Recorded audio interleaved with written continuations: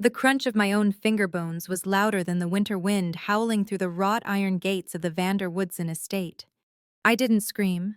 I didn't pull back. I just bit down on my lower lip until I tasted the metallic tang of blood. My eyes fixed on the pristine, snow-white pavement where my hand was currently being pulverized. "I told you," a voice drawled from above, smooth and cold as liquid nitrogen, "that I do not want filthy hands touching my recycling." The pressure increased. A sharp, blinding spike of agony shot up my arm, exploding in my shoulder socket, making my vision blur with white spots. It wasn't just a shoe, it was a weapon. A Christian Louboutin with a 6-inch stiletto heel, red as a fresh arterial spray, currently drilling into my middle knuckle like a construction auger. I looked up, squinting through the dirty, matted strands of my wig. Victoria Vander Woodson stood there, wrapped in a white mink coat that probably cost more than my entire undercover budget for the year. She looked down at me not with anger, but with something far worse, boredom. She was looking at me the way one looks at a cockroach that refuses to die after being sprayed. It It fell out of the bin, ma'am," I rasped, my voice deliberately roughened, playing the part of Sarah the scavenger, the mute, terrified trash collector. "I was just putting it back." "Liar," she whispered, and with a sudden, vicious twist of her ankle, she ground the heel deeper. A gasp escaped my throat, involuntary and jagged. The pain was nauseating, a thick, throbbing pulse that drowned out the distant sound of the Atlantic Ocean crashing against the cliffs. "You were digging," Victoria accused, her perfect eyebrows arching. "I saw you on the security cameras. You weren't collecting. You were hunting. What were you looking for? You little rat, leftover lobster shells, half-empty champagne bottles." I couldn't answer. I just trembled, keeping my eyes low, acting the part of the broken, freezing wretch, while inside, my mind was racing, calculating the trajectory of a sweeping leg kick that would shatter her ankle and send her face first into the concrete. I could do it, 3 seconds. Kick the pivot leg, dislocate the knee, throat punch. But I didn't. I was Detective Sarah Miller, DEA, and I was dead. Sarah Miller died 3 years ago in a botched raid, or so the official files said. The woman kneeling in the slush was just a ghost, a nobody, a shadow sifting through the refuse of the American dream. "Get your foot off me," I whimpered, injecting a tremor of pathetic fear into the words. Victoria laughed. It was a light, tinkling sound, like crystal flutes clinking together at a funeral. She lifted her foot, but before relief could flood my senses, she took a step back and snapped her fingers. "Roberto," she called out to the stone-faced head of security standing by the garage. "The trash is still dirty, clean it." My heart hammered against my ribs, "Clean it." Roberto didn't say a word. He just walked to the wall and uncoiled the industrial-grade pressure washer, the kind used to strip paint off luxury yachts. He pointed the nozzle at me. "Wait!" I choked out, scrambling backward, my crushed hand cradled against my chest. "Please, it's 20 degrees out here." "Then you'll freeze quickly," Victoria said, checking her manicure. "Do it." The sound of the machine starting up was a roar, followed instantly by the hiss of high-velocity water cutting through the air. It hit me like a physical blow. The jet of water caught me square in the chest, lifting me off my knees and slamming me backward into the pile of garbage bags I had been sorting. The cold was instantaneous and absolute. It wasn't just wet, it was a thermal shock that seized my lungs, paralyzed my diaphragm, and sent 1,000 needles of ice stabbing into every pore of my skin. "Turn it off." I tried to scream, but the water filled my mouth, tasting of rubber and chemicals. Roberto was methodical. He swept the nozzle down, blasting my legs, soaking my oversized, thrift store denim jeans until they clung to me like a second, frozen skin. Then he moved up to my face. I squeezed my eyes shut, turning my head as the water hammered against my skull, stinging like a swarm of hornets.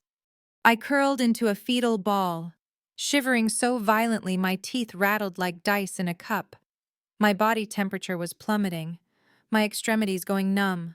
This was hypothermia in minutes. This was torture disguised as hygiene. Through the roar of the water, I heard Victoria's voice, distorted but distinct. "That's enough. We don't want a frozen corpse on the driveway before the gala. It would upset the guests." The water cut off abruptly. Silence rushed back in, heavy and ringing. I lay there in the slush, gasping, heaving, my body jerking with uncontrollable spasms. Steam rose from my skin into the frigid air. My crushed hand was throbbing in time with my heartbeat, a red-hot coal in a block of ice. "Leave," Victoria commanded, turning her back on me as if the show was over. "And if I see you near my bins again, I won't use water, I'll use the dogs." She swept into the house, the heavy oak doors closing with a solid, expensive thud that echoed the finality of a prison sentence. Roberto gave me one last look, not of pity, but of warning before following her. I was alone. I lay there for 10 seconds, just breathing, forcing my tactical training to override the biological urge to pass out. Assess damage. Right hand middle finger fractured, likely hairline, usable, but compromised. Core temperature, dropping, danger zone, objective incomplete. I gripped my teeth and rolled onto my side. My limbs felt heavy, like lead weights were strapped to my wrists and ankles. I dragged myself toward the black trash bag that had started this whole mess, the one Victoria had stepped on to protect. With shaking, numb fingers, I tore the plastic open. Coffee grounds, wilted lilies, receipts from Saks Fifth Avenue, and there, hidden inside a hollowed-out grapefruit rind, it was there. A small amber prescription bottle. I snatched it up, my heart doing a double-time rhythm that had nothing to do with the cold. I wiped the slime off the label. Patient Snowball the dog, medication prednisone, prescribing Dr. A. Thorne. I unscrewed the cap. It wasn't dog medicine. The residue inside wasn't white powder. It was blue. A faint, crystalline dust that shimmered even in the gray winter light. "Blue ice," I whispered, the words forming a cloud of vapor in front of my lips. "Got you." I jammed the bottle into the secret pocket of my soaking wet thermal undershirt, right against my skin. The evidence was secured. Now I just had to survive the walk back to the city limits without freezing to death. I tried to stand, but my knees buckled. I fell back against the curb, my vision swimming. Just then, a pair of headlights swept across the driveway, blindingly bright. A car was approaching the gate. A Bentley Flying Spur, jet black, tinted windows, the kind of car that moved through the world like a shark through water, silent, lethal, and apex. And I knew that car. Panic, cold and sharp, pierced through my exhaustion. I tried to scramble into the shadows of the hedges, but my frozen muscles refused to obey. I was stuck in the spotlight, a wet, shivering pile of rags. The car slowed. The window on the passenger side rolled down with a soft electric hum. A wave of warm air wafted out, carrying a scent that hit me harder than the freezing water. Sandalwood, old leather, and a specific brand of scotch. James. My breath hitched. James Sterling. The man I had loved. The man who had proposed to me in a small Italian restaurant in Brooklyn 4 years ago. The man who had cried at my closed casket funeral. He was sitting there, looking out at me. He looked different. Harder. His jawline was sharper. His eyes, once warm and full of laughter, were now tired. Rimmed with the darkness of sleepless nights and moral compromises, he was wearing a tuxedo, his tie undone, looking like the perfect image of a weary prince returning to his castle. He looked at me, right at my face. I held my breath, waiting for the recognition, waiting for him to shout, to jump out of the car, to say, "Sarah, is that you?" But his eyes just slid over me. He didn't see Sarah Miller. He didn't see the woman he used to wake up next to. He saw a homeless person. He saw a nuisance. He saw part of the landscape, like a pothole or a dead tree. There was no flicker of recognition, only a vague, distant pity. "Rough night," he murmured, his voice low. That baritone that used to read poetry to me in bed now sounding like a stranger's. He reached into his pocket and pulled out a crisp, folded bill. He flicked his wrist, and the money fluttered out of the window, landing in the slush inches from my frozen hand. $100 bill. Benjamin Franklin staring up at me, judging me. Get yourself something warm, he said, dismissing me before he'd even finished the sentence. The window rolled up. The car accelerated, the tires crunching softly on the snow, leaving me behind in a cloud of exhaust and silence. I stared at the taillights disappearing toward the mansion where Victoria was waiting for him. I looked down at the money, then at my crushed hand, then at the hidden pocket where the blue ice residue burned against my chest. A laugh bubbled up in my throat, harsh and jagged. He gave me money. He gave me charity while walking into the house of the woman who was poisoning half the state, the woman who had just tried to freeze me to death. I reached out and grabbed the $100 bill. I didn't tear it up. I didn't throw it away. I crumpled it into a tight, wet ball and squeezed it in my good fist until my nails cut into my palm. I'll take it, James, I whispered to the empty, freezing air, my voice turning into a growl that sounded nothing like a victim. I'll take everything. I forced myself up, one leg, then the other. The pain was fuel now, the cold was armor. I turned and began the long limp back to the city, leaving a trail of water and blood in the pristine white snow of the Hamptons.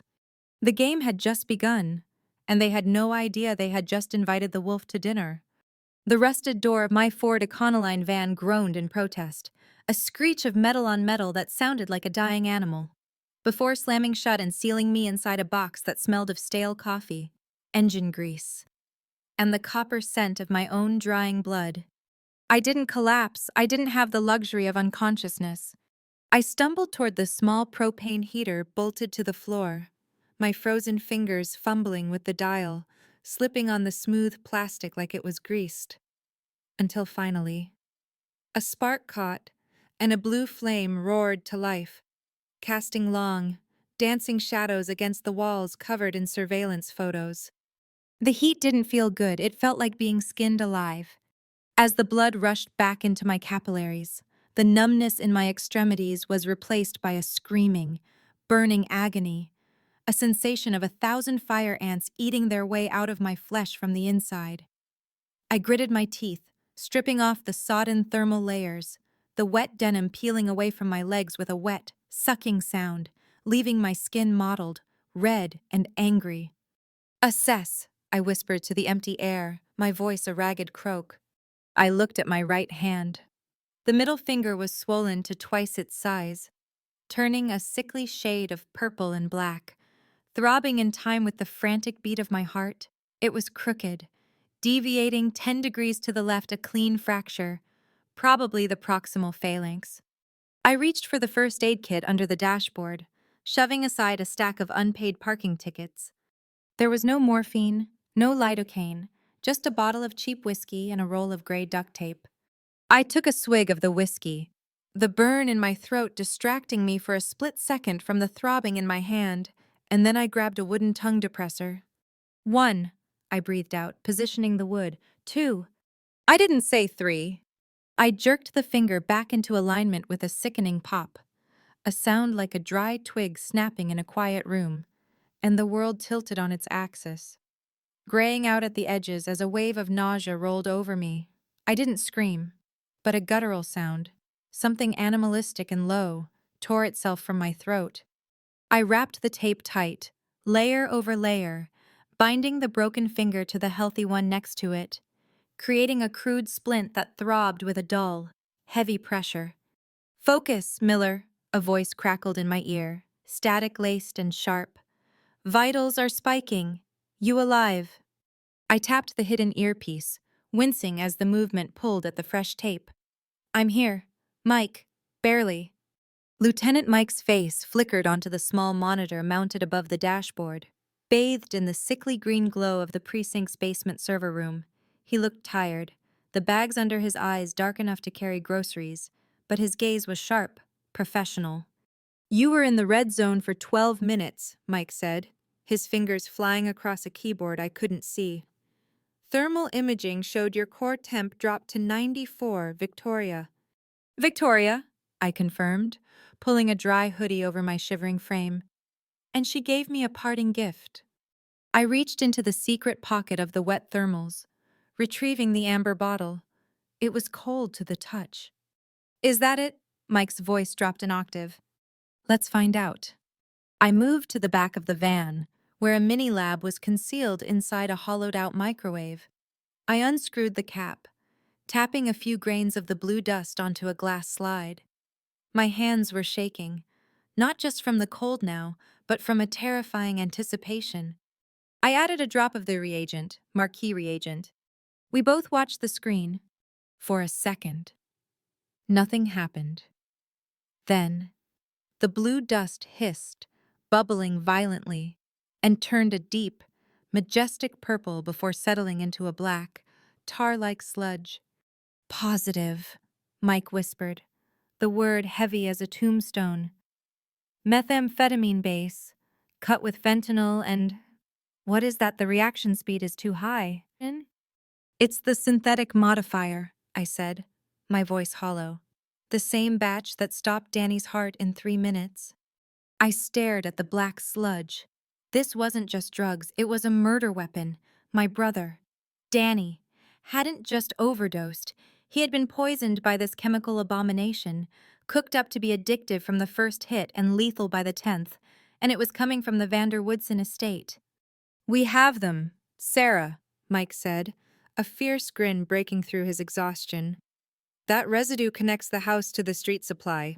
We can get a warrant. Not yet, I countered, scraping the sample into an evidence bag. This bottle has the dog's name on it. Victoria will claim the maid picked up the wrong prescription, or the vet made a mistake. We need the source. I need to find where they're storing the bulk shipment. Sarah, you're compromised, Mike warned. She knows your face. She tortured you. She tortured a homeless woman, I corrected, closing the lab. She doesn't know she tortured a… Bang, bang, bang! The sound was like a gunshot in the confined space, vibrating through the metal walls of the van. Police open up.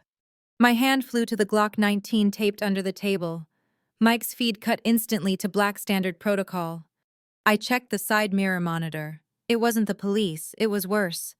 A private security vehicle, sleek and white with amber lights flashing, was blocked in front of my van.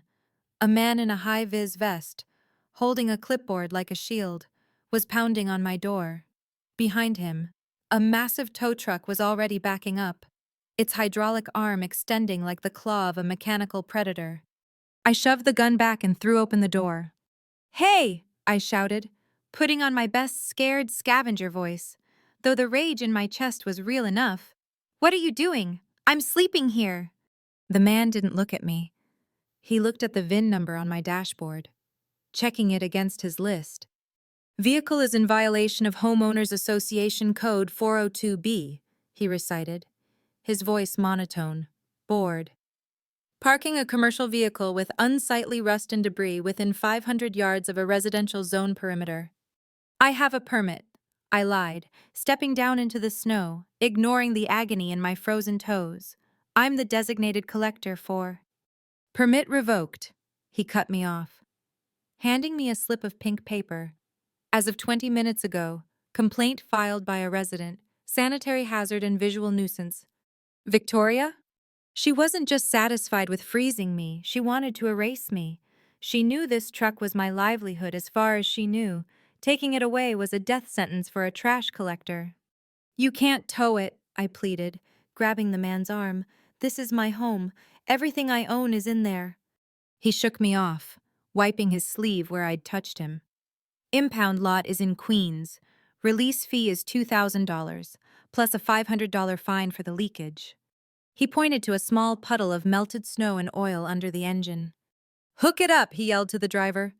No, I lunged forward, but the tow driver was faster. He slapped the magnetic lights onto my bumper and engaged the lift. The van tilted up, groaning as its rear wheels left the ground. My lab, the evidence, the heater… Wait, I screamed, running alongside as they began to pull away. I have money I can pay. I fumbled in my pocket, pulling out the soggy, crumpled $100 bill James had thrown at me. I waved it at them. Look, I have $100. Just let me move it. The man in the high-vis vest stopped. He looked at the wet bill in my hand, then at my desperate, tear-streaked face. He laughed, a short, sharp bark of amusement. "Lady," he sneered, climbing into his heated cab. "In this neighborhood, that won't even buy you a salad." He slammed the door. I stood there in the middle of the road, clutching the useless money, watching my van, my base of operations, my shelter disappear around the bend. The silence of the Hamptons descended again, heavy and oppressive. I was stranded, no vehicle, no equipment, no warmth, and the temperature was dropping. My phone buzzed in my pocket, a text from Mike. "Mike, I saw the GPS move. They took the van. Abort. Sarah, I'm sending a team to pick you up." I looked at the phone, my thumb hovering over the screen. Abort. Go back to the city. File a report. Let the lawyers fight the HOA while the drugs moved out and killed another 1,000 kids. I looked up at the hill. The Vanderwoodson estate was glowing like a beacon. Lights were blazing in every window. A fleet of catering trucks was lining up at the service gate, unloading crates of champagne, caviar, and ice sculptures. "The Gala," I whispered. "If I left now, I'd never get back in. The security perimeter would be doubled after tonight. But if I was already inside?" I looked at the catering trucks. They were white, nondescript. The workers were rushing, carrying trays, shouting orders. Nobody was looking at the shadows. I typed a reply to Mike. "Me negative. Target is hosting a mass casualty event tonight. I'm going in." "Mike, Sarah, you have no gear. You have a broken finger. You're freezing." "Me, I have $100. I turned off the phone and shoved it into my bra. I didn't run. I walked, purposeful and direct, toward the back of the line of catering trucks. I spotted a girl about my size, smoking a cigarette by the back door of a gourmet staffing van, looking shivering and miserable. She wore a black and white server's uniform. I approached her, smoothing back my hair, letting the desperate, wild look fade into something cold and transactional. "Rough night?" I asked, echoing James's words. The girl looked up, startled. "Freezing my ass off, and the manager is screaming at everyone." I held out the crumpled $100 bill. It was wet, but it was still legal tender. "I need your uniform," I said, my voice leaving no room for argument. "And your badge. Right now." The girl looked at the money. That was a night's wages for standing in the cold. She looked at me. "Are you crazy?" she asked. "Desperate," I said. "Take it, go home, sleep in a warm bed." She hesitated for 1 second, then snatched the bill. "The apron is in the back. If anyone asks, you're the temp from the agency." 5 minutes later, Sarah the scavenger was gone. I stood in the reflection of the truck's side mirror. I was wearing a crisp white shirt, a black bow tie, and a black apron. My hair was pulled back into a tight bun. The broken finger was hidden inside a black service glove. I looked professional, invisible, a servant. I walked up the service driveway, past the security guard who barely glanced at my badge before waving me through. I was in. The kitchen was a chaotic symphony of clattering pans and shouting chefs. The warmth hit me instantly, thawing my frozen skin, making my broken finger throb with a renewed, vicious rhythm. "You temp," a fat man in a chef's hat pointed a ladle at me. "Grab that tray of champagne. The guests are arriving. Front hall. Move." I grabbed the heavy silver tray with my left hand, balancing it carefully. "Yes, chef," I said. I pushed through the swinging doors and stepped out of the noise of the kitchen into the silence of the grand hall. It was breathtaking. Crystal chandeliers dripped light onto marble floors. Silk drapes framed windows that looked out over the ocean. And standing in the center of the room, looking like a king and queen, were James and Victoria. Victoria was laughing, her hand resting possessively on James's arm. She looked radiant, untouchable. I took a deep breath, the smell of expensive perfume and hypocrisy filling my lungs. "Enjoy the party." "Victoria," I thought, stepping into the crowd, a shark in a sea of tropical fish. "I'm about to serve the main course." The air inside the grand hall was thick enough to choke on, a suffocating cocktail of imported peonies, Chanel No. 5 and the raw, unadulterated scent of old money. I moved through the sea of tuxedos and silk gowns like a ghost, my left hand balancing a silver tray laden with crystal flutes, my right hand the broken one throbbing inside the black cotton glove like a trapped bird beating its wings against a cage. Champagne, I murmured, the word slipping out as a meaningless sound, a service droid's programmed response. A woman with a face pulled tight by surgery and diamonds the size of grapes hanging from her earlobes didn't even look at me. She simply extended a manicured hand, snatched a glass, and continued her conversation. Her back turned to me as if I were a piece of mobile furniture. And then he told me the yacht wouldn't be ready until June, she complained, her voice a nasal whine that drilled into my headache. Can you imagine being stuck in the Hamptons for the entire spring season? Tragic, her companion agreed, sipping his drink. Absolutely barbaric. I lowered my eyes, fighting the urge to smash the silver tray into their surgically enhanced faces. Barbaric. Barbaric was freezing in a van. Barbaric was having your finger crushed for touching a garbage bin. I drifted away, the pain in my hand acting as a tether to reality, keeping the rage from boiling over. I wasn't Sarah Miller, the decorated DEA agent. I wasn't even Sarah the scavenger anymore. I was Entity Zero, invisible, voiceless. Watch it. The shout came from my right. A man in a velvet smoking jacket had spun around too quickly, his elbow clipping the edge of my tray. The physics were inevitable. The tray tipped. Two glasses slid off the polished surface, tumbling through the air in slow motion, catching the light of the chandeliers before shattering against the marble floor with a sound like a gunshot. Champagne exploded outward, a frothy geyser that splashed onto the man's velvet shoes. Silence rippled outward from the impact zone. Faster than the spill. The music didn't stop, but the conversations did, heads turning in a synchronized wave of judgment. "You clumsy idiot," the man bellowed, his face flushing a dangerous shade of crimson. He looked down at his wet shoes, then up at me, his eyes bulging. "Do you know what these are? Do you have any idea?" "I'm so sorry, sir," I stammered, dropping into a crouch to pick up the shards, my heart hammering against my ribs. "I'll get a towel right away." "Don't touch it," he snapped, kicking my hand away, his leather sole connected with my splinted finger. A white-hot bolt of agony shot up my arm, so intense my vision went black for a microsecond. I bit my tongue so hard I tasted blood, stifling the scream that tried to tear itself out of my throat. I fell back onto my heels, clutching my hand to my chest, gasping for air. "You ruined them," he hissed, leaning over me, looming like a giant. "These are custom-made Italian velvet. You just cost yourself a year's salary, you incompetent little—" "Is there a problem here, Mr. Henderson?" The voice was calm, authoritative, and terrifyingly familiar. I froze. I didn't look up. I knew that voice. I knew the cadence, the timbre, the way it dropped slightly at the end of a question. "James." A pair of polished black dress shoes stepped into my field of vision, stopping inches from where I knelt amidst the broken glass and spilled wine. This incompetence," Mr. Henderson sputtered, pointing a shaking finger at me. "She threw a drink on me. Look at my shoes, sterling ruined." James didn't look at the shoes, he looked at me. "Stand up," he said. It wasn't a request, it was a command. I forced my legs to straighten, fighting the dizziness. I kept my head bowed, my chin tucked into my chest, my eyes fixed on the perfectly tied knot of his bow tie.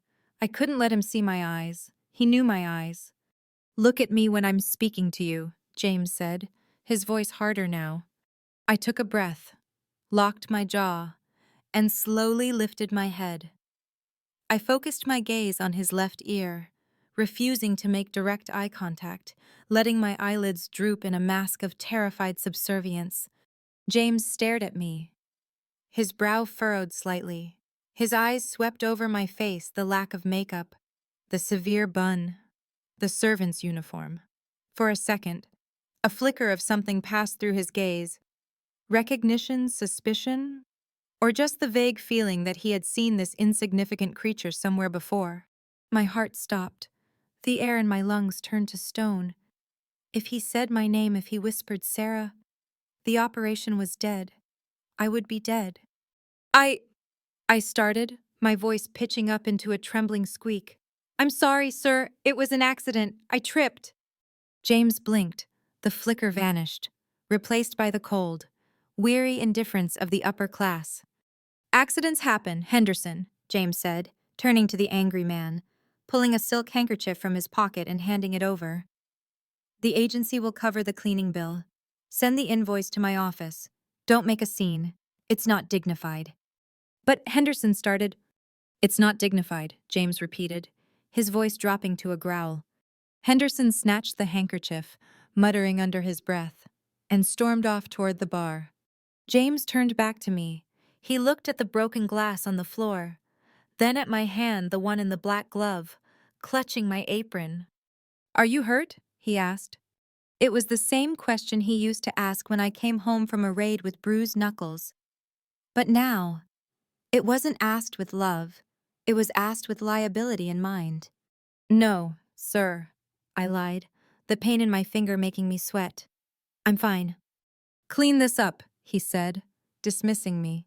And try to be invisible for the rest of the night. Victoria is already on edge. Yes, sir. He turned and walked away. Melting back into the crowd, I watched his back. A mixture of relief and heartbreak churning in my gut. He had looked right at me and seen nothing. I wasn't the woman he loved. I was just a mess he had to clean up.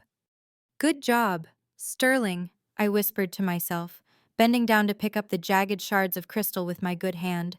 You always were good at sweeping things under the rug. I cleared the mess quickly. Dumping the glass onto the tray and retreating to the service corridor, I leaned against the cool wall, breathing hard. That was too close, way too close. But it had bought me something valuable. Invisibility. James had officially labeled me incompetent but harmless. No one would be looking at the clumsy waitress anymore. I adjusted my earpiece, tapping it once. Mike, you copy. Static, then a faint voice. Sarah, signal is weak. Interference. I'm inside, I whispered. I need to get to the library. That's where Richard takes his meetings. Which way? Blueprints? North wing? Second floor? Service stairs behind the kitchen? Copy. I ditched the tray on a side table and moved deeper into the house. The service corridors were narrow, smelling of floor wax and unwashed laundry, the veins of the house that the guests never saw. I found the stairs. They were steep, carpeted in a utilitarian gray. I took them two at a time, ignoring the protest of my frozen muscles. At the top of the landing, I cracked the door open. The second-floor hallway was a different world, quiet, dimly lit by wall sconces. The noise of the party downstairs was just a dull roar, like the ocean. I stepped out, moving silently on the plush Persian runner. Room 1. Guest bedroom, empty. Room 2. Bathroom, empty. Room 3. The master suite. I paused. The door was ajar. Voices drifted out. I pressed my back against the wall, sliding closer until I could see through the crack in the hinges. Richard Vander Woodson was there. He was sitting in a high-backed leather chair, swirling a glass of amber liquid standing in front of him, looking nervous and sweating profusely, was a man in a white lab coat. Dr. Thorne, the name on the prescription bottle. The dosage is too high. Richard, Dr. Thorne was saying, his voice trembling. The test subject, the dog, it had a seizure. If a human takes this, especially a child. The market doesn't care about seizures. Arthur, Richard said, his voice calm, terrifyingly reasonable. They care about the high. The Blue Ice brand is built on intensity. We launch tonight at midnight. The trucks are already loaded. But the toxicity is your problem. Richard cut him off. Standing up, he walked over to the doctor and placed a heavy hand on his shoulder. You're the chemist. Fix the formula for the next batch. But this batch goes out. I have investors to pay, and you have a gambling debt to settle. Don't you? Dr. Thorne went pale. He nodded, defeated. Good, Richard smiled. Now, go downstairs, enjoy the party, try the crab cakes. They're exquisite. I pulled back as Dr. Thorne hurried out of the room, passing within inches of where I was hiding behind a large potted fern. My heart was racing. Midnight. The trucks were leaving at midnight. I had less than 2 hours. I waited for Richard to leave, but he didn't. He walked over to a painting on the far wall, a portrait of Victoria, and swung it open. A wall safe. He punched in a code. Beep, beep, beep, beep. He pulled out a thick ledger and a black hard drive. He placed them on the desk, then picked up his phone. Bring the car around to the side entrance, he said. I'm moving the ledger to the secure site, tonight. He hung up and walked into the adjoining bathroom. I heard the water running. This was it, the window of opportunity. It was insane. It was suicide. I slipped into the room. The distance from the door to the desk was 20 feet, 20 feet of open space. I moved fast, low to the ground. My service shoes made no sound on the carpet. I reached the desk. The ledger was leather-bound, heavy. I flipped it open. Rows of numbers. Offshore accounts. Names of politicians. Judges. I pulled out my phone, the cheap burner I had stashed in my bra, and started snapping photos. Click, click, click. My hands were shaking, the camera struggling to focus in the dim light. Come on, come on. I heard the water stop in the bathroom. Panic, cold and sharp, spiked in my chest. I grabbed the hard drive. It was small enough to fit in my apron pocket. I turned to run, but my foot caught on the cord of the desk lamp. Crash! The lamp hit the floor. The light bulb shattered. Who's there? Richard's voice roared from the bathroom. I didn't wait. I bolted for the door. But the door opened before I could reach it. Victoria stood there. She was holding a glass of wine, looking bored, probably coming to complain to her husband about the guests. She froze when she saw me. For a second. There was silence. Just the three of us. Me. The thief in the apron. Richard. Emerging from the bathroom with a towel in his hand and a gun in the other. And Victoria, the queen in the doorway. Victoria looked at me. She looked at the hard drive bulging in my pocket. She looked at my face. Her eyes narrowed. She leaned in closer, sniffing the air. You, she whispered. You smell like garbage. Recognition dawned on her face. Slow and horrific. It wasn't the face of Sarah the scavenger she recognized. It was the smell of the woman she had tortured 2 hours ago. It's the trash rat, she screamed, dropping her wine glass. Richard, it's the rat. Richard raised the gun. I didn't think, I reacted. I grabbed the heavy bronze bust of Julius Caesar from the side table and hurled it not at Richard, but at the window. Smash! The glass shattered outward, letting the freezing winter wind howl into the room. Stop her! Richard yelled, firing a shot. The bullet whizzed past my ear, embedding itself in the wall. I sprinted toward this broken window. We were on the second floor. Beneath was a snow-covered terrace. It was a 20-foot drop. I jumped. The wind screamed in my ears. For a second, I was flying. Then I hit the snow. The impact was brutal. I rolled, agony flaring in my bad shoulder, but the deep drift cushioned the worst of it. I scrambled up, gasping, clutching the hard drive. Security! Richard's voice boomed from the window above. Perimeter breach, kill her. I looked toward the woods. Flashlights were already sweeping the darkness. Dogs were barking the deep, guttural bark of Dobermans. I ran into the darkness, leaving the light of the Gala behind, plunging into the frozen labyrinth of the estate gardens. I had the evidence, I had the target on my back. And now the hunt was on. The snow wasn't soft, it was concrete wrapped in a sheet. I hit the ground with the grace of a sack of bricks, the impact jarring my teeth and sending a fresh shockwave of agony through my already broken finger.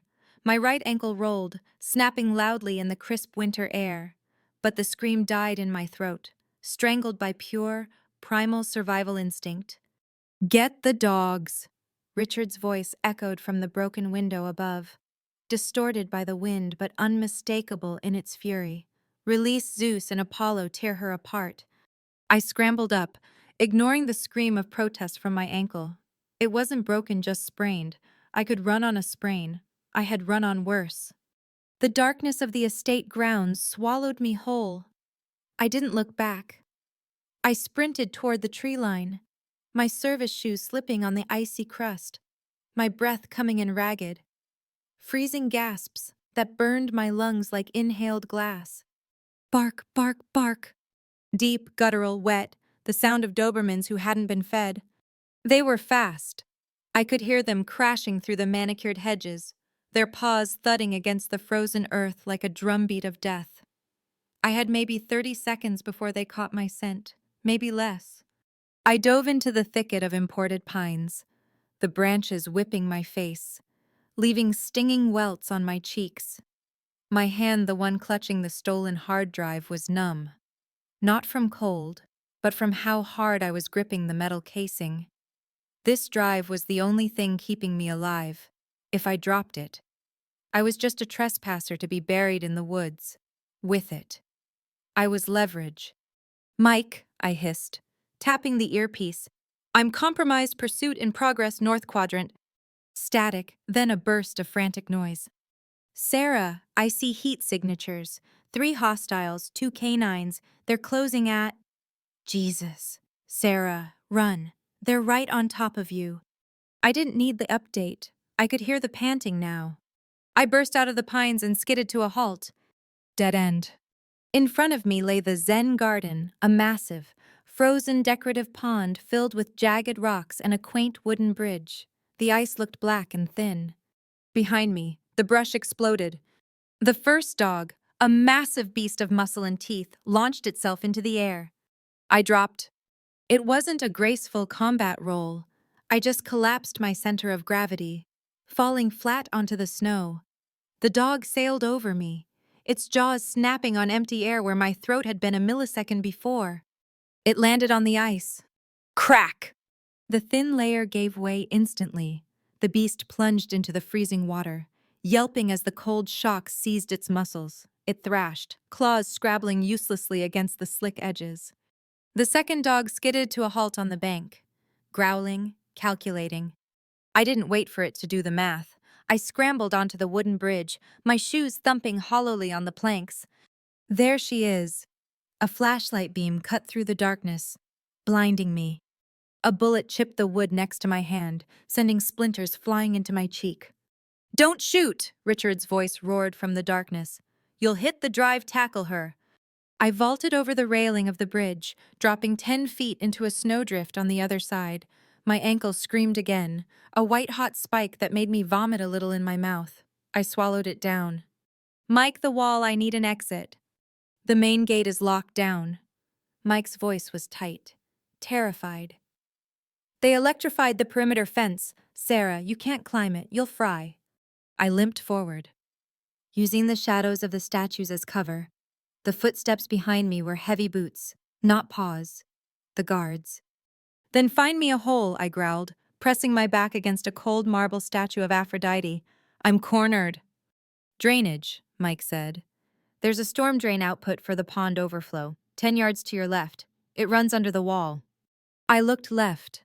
A metal grate, half buried in snow and ice.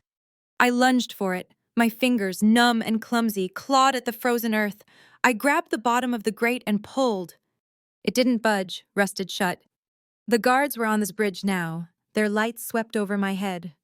"I can't open it," I whispered, panic finally starting to bleed into my voice. "Leverage. Sarah used leverage." I looked around, nothing but snow and the hard drive. No, I couldn't use the drive. I reached into my apron pocket. The stolen steak knife I'd swiped from the kitchen table back in the hall. It was flimsy, serrated, meant for filet mignon, not industrial steel. I jammed the blade into the gap between the grate and the concrete. I pushed. The metal bent. "Come on," I gritted out, putting my entire body weight into the shove. Snap. The knife broke, but the grate popped loose with a groan of rusted metal. "Hey, over here." A guard spotted me. I didn't hesitate. I squeezed into the dark, wet hole just as another bullet sparked off the concrete rim. I pulled the grate back into place above me. Darkness, absolute suffocating darkness. The smell hit me instantly, rotting leaves, stagnant water, and dead things. The pipe was tight, barely wide enough for my shoulders. I had to crawl on my elbows, dragging my useless ankle behind me through the freezing sludge. Above me, I heard muffled shouting.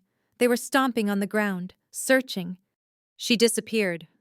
Check the perimeter. She can't fly.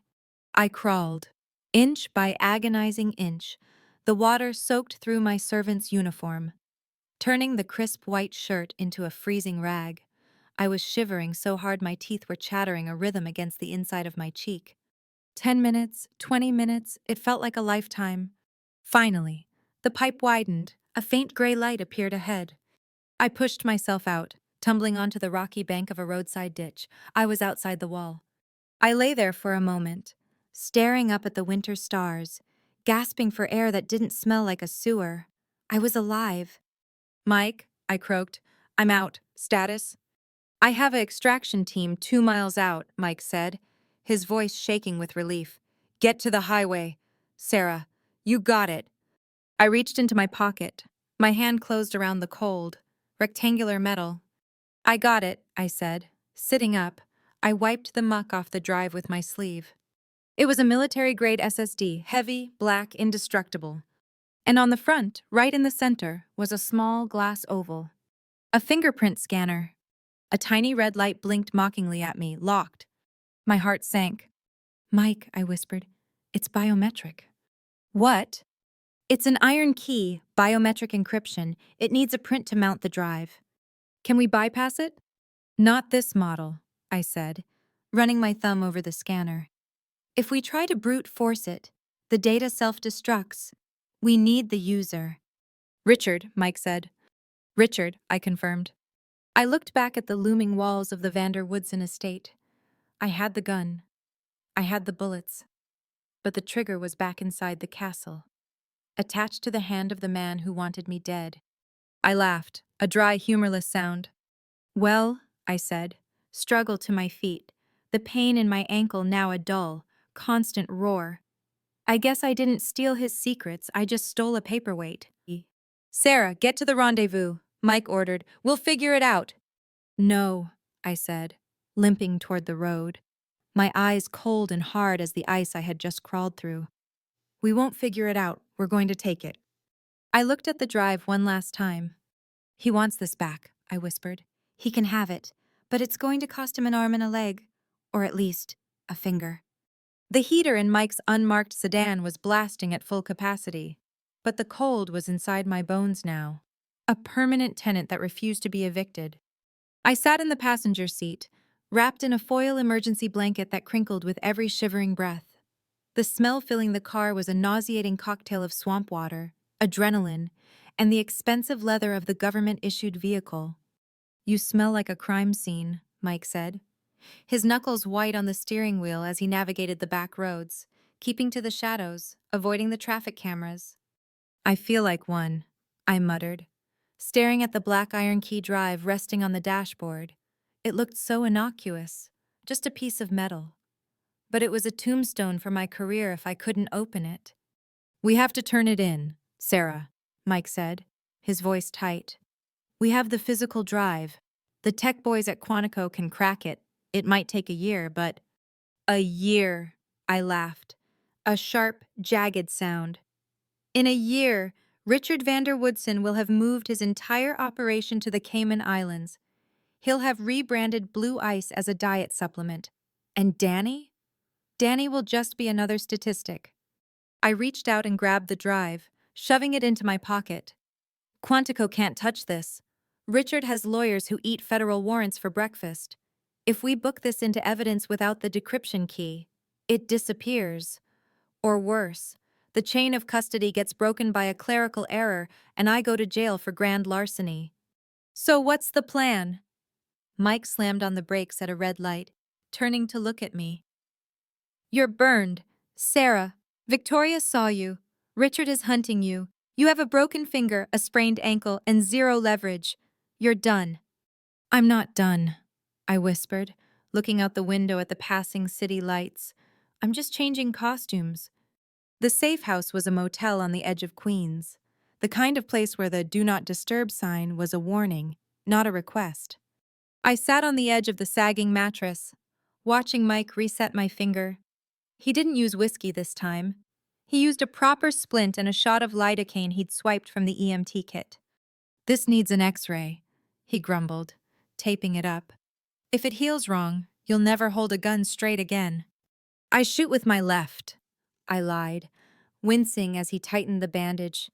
I stood up, testing my ankle. It was swollen, angry, turning a shade of blue that matched my mood, but the wrap held. I limped to the bathroom and looked in the mirror. The woman staring back was a wreck. Greasy hair, hollow eyes, dirt streaked across her cheeks like war paint. Sarah the scavenger, the invisible woman. "Turn on the TV," I called out to Mike. "Local news, Channel 4? "Why? Just do it." I scrubbed my face with the harsh motel soap, watching the brown water swirl down the drain. I needed to wash the sewer off me. I needed to wash the feeling of Victoria's shoe off my hand. "Sarah," Mike's voice from the other room was hollow. "You need to see this." I walked out, a towel draped over my shoulders. On the screen, a reporter was standing in front of the Vander Woodson estate. The flashing lights of ambulances painted the snow red and blue. "Tragedy struck the Vander Woodson charity gala tonight," the reporter said, her face a mask of practiced concern. "Police have confirmed the body of a young woman was found in the staff quarters. Preliminary reports suggest an accidental overdose." The screen flashed a photo, a grainy ID picture. It was the girl, the waitress, the one who had sold me her uniform for $100. Sources say the woman, identified as Maria Lopez, had a history of drug abuse. "Lars," I whispered. "That's a lie. She was terrified. She just wanted to go home." "They cleaned house," Mike said, turning off the TV. The silence in the room was deafening. "Richard knew someone let you in. He didn't know who, so he probably questioned everyone." "Maria?" "She didn't know anything," I said, my voice trembling with a cold, focused rage. "She sold me a shirt. That's it. And they killed her for it." I looked at the black screen. I didn't see a tragedy. I saw a declaration of war. "You wanted me to quit, Mike?" I asked, turning to him. "You wanted me to hand this over to the feds so Richard could buy his way out?" Mike looked at the floor. He shook his head slowly. "No, not anymore." "Good." I walked over to the duffel bag I kept in the trunk of Mike's car, my go bag. I unzipped it. Inside wasn't trash collection gear. It was the other life. The life I could have had if I hadn't chosen the badge. Silk blouses, tailored blazers, a platinum blonde wig cut in a sharp, asymmetrical bob, contact lenses, and a pair of glasses with frames that cost more than my van. "Who are you going to be?" Mike asked, watching me lay the items out on the bed. "Richard won't open the drive for a cop," I said, picking up a tube of blood-red lipstick. "And he certainly won't open it for a scavenger. He needs a reason to put his thumb on that scanner. He needs to believe that opening it will save him." "And how do you get close enough to make him believe that?" "I don't approach Richard," I said, looking at the wig. "Richard is paranoid. He's locked down. I approach the weak link, the one who thinks he's good, but is just as dirty as the rest of them." "James," Mike realized. "James Sterling isn't just her fiancé," I explained, shedding the hotel towel. "He's the legal counsel. He's the one who cleans up the messes legally. He's the one who will be panicking right now because his client, his future father-in-law, just lost the master ledger." I pulled on the black pencil skirt. It was tight, restricting movement, forcing me to walk with a deliberate, swaying cadence. I buttoned the white silk blouse, leaving the top two buttons undone, not enough to be trashy, just enough to be distracting. "I need a name," Mike said, pulling up his laptop. "I'll create a backstop. Credit history, LinkedIn, the works." "Veronica Stone," I said, slipping the wig on. The transformation was instant. The mousy, broken scavenger vanished. In her place stood a woman of steel and ice. crisis management consultant, former fixer for the cartel in Miami, but keep that part vague. Just make me look expensive and dangerous. And what is Ms. Stone's pitch? I'm going to walk into James's office, I said, applying the lipstick. And I'm going to tell him that I represent the third party who stole the drive, and that for a price. I can get it back before the feds decode it. You're selling him the drive you stole. No, I smiled, and it wasn't a nice smile. I'm selling him the illusion of safety. I'm going to make him bring Richard to me, and when Richard comes to verify the drive, I'll take his finger, with or without the rest of him. I grabbed the pair of non-prescription glasses and slid them onto my face. Get the car, Mike, I ordered. Veronica Stone has an appointment. The offices of Sterling and Associates were located in a glass tower in Midtown. Screaming power and transparency, two things James Sterling possessed in name only. It was 9:00 a.m. I knew his schedule. He would be in his office, nursing a hangover and a guilty conscience, trying to draft a press release about the tragic accident at the Gala. I walked into the lobby. My ankle throbbed with every step in the 4-inch heels, but I pushed the pain down, turning it into a sharp, rhythmic click-clack against the marble floor. The receptionist looked up. She was young, pretty, and clearly overwhelmed by the events of the night before. I don't have an appointment, I said, cutting her off before she could speak. My voice was different, lower, smoother, stripped of the Brooklyn accent I used as Sarah. Tell Mr. Sterling that Ms. Stone is here regarding the missing item from last night. Tell him I know where the digital dog buried the bone. The receptionist blinked. I'm sorry, I can't just... Call him, I commanded, leaning over the desk. Unless you want to be the one explaining to him why the DA's office received an anonymous package containing photos of a certain ledger. She picked up the phone, her hands were shaking. 30 seconds later, the elevator doors opened. I didn't wait for an escort. I walked straight to the corner office. James was standing by the window, looking out at the gray city skyline. He looked worse than he had last night. His tie was loose, his eyes red-rimmed. He turned as I entered. He didn't recognize me. Why would he? He was looking for a dead ex-fiancé or a homeless woman. He wasn't looking for a corporate shark in a $2,000 suit. Who are you? He asked, his voice weary but guarded. Someone who can save your career. James, I said, placing my Prada bag on his mahogany desk. I didn't sit. I owned the room standing up. I hear you lost something valuable last night. A hard drive, black military encryption. James stiffened. I don't know what you're talking about.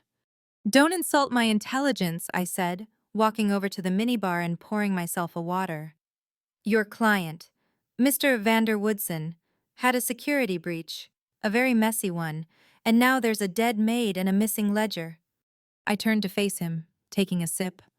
I represent the party who has the drive. I lied smoothly. My client is an opportunist. He doesn't care about justice, he cares about money.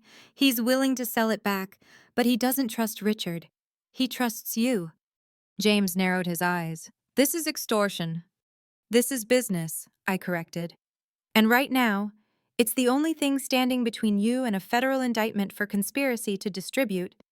I took a step closer, invading his personal space. I could smell the stale scotch on him. I could see the pulse jumping in his neck. You have 24 hours, I whispered. Get Richard. Bring him to the warehouse on Pier 4. He brings the money, I bring the drive, and he brings his thumb. His thumb? James asked, confused. To unlock it, I said, my eyes cold behind the glasses.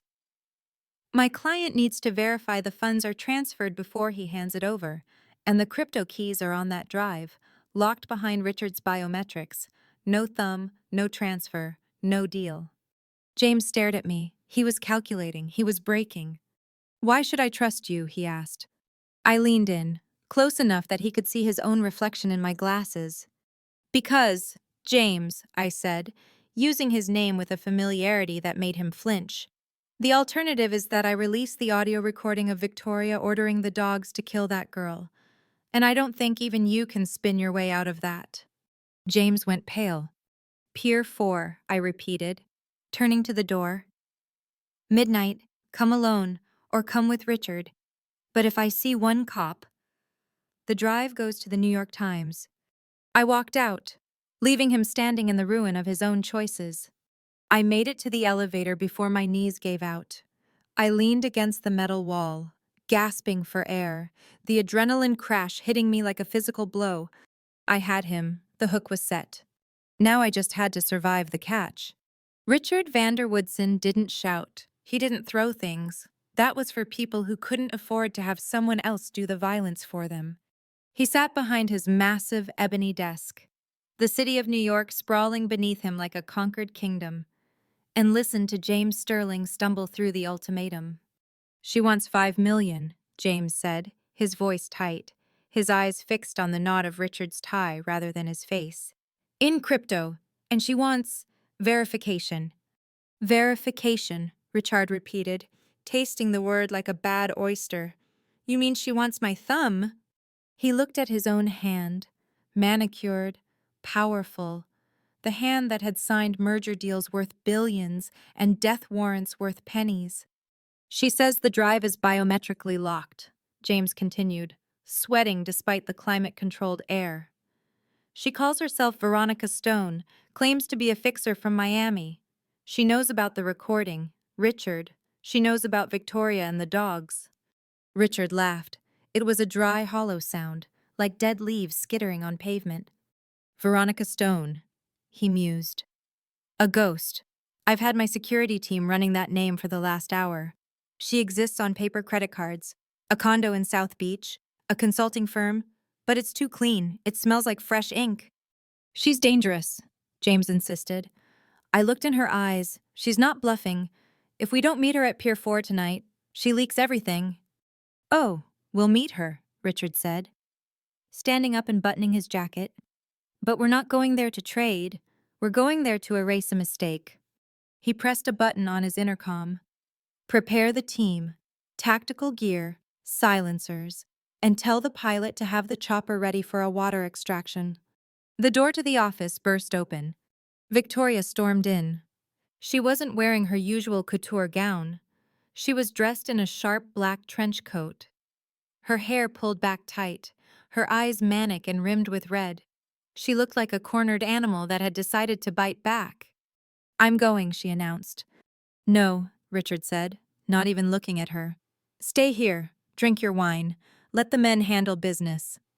That business involves a recording of my voice ordering a kill, Victoria hissed, slamming her hand on the desk. If this goes sideways, I'm the one who goes to prison for murder one. You just get hit with financial crimes. I'm the one with the noose around my neck. Richard. She walked up to him, grabbing his lapels. I want to see her, she whispered, her voice trembling with a mix of fear and hatred. I want to look in the eyes of the bitch who thinks she can extort me, and I want to be there when you put a bullet in her head. Richard looked at his wife. He saw the madness there, the fragility that was cracking under pressure, but he also saw the Vanderwoodson pride. Fine, he said, pushing her away. But you stay in the car until I say otherwise. James, you drive the lead vehicle. If this is a trap, you're the first one through the door. James swallowed hard.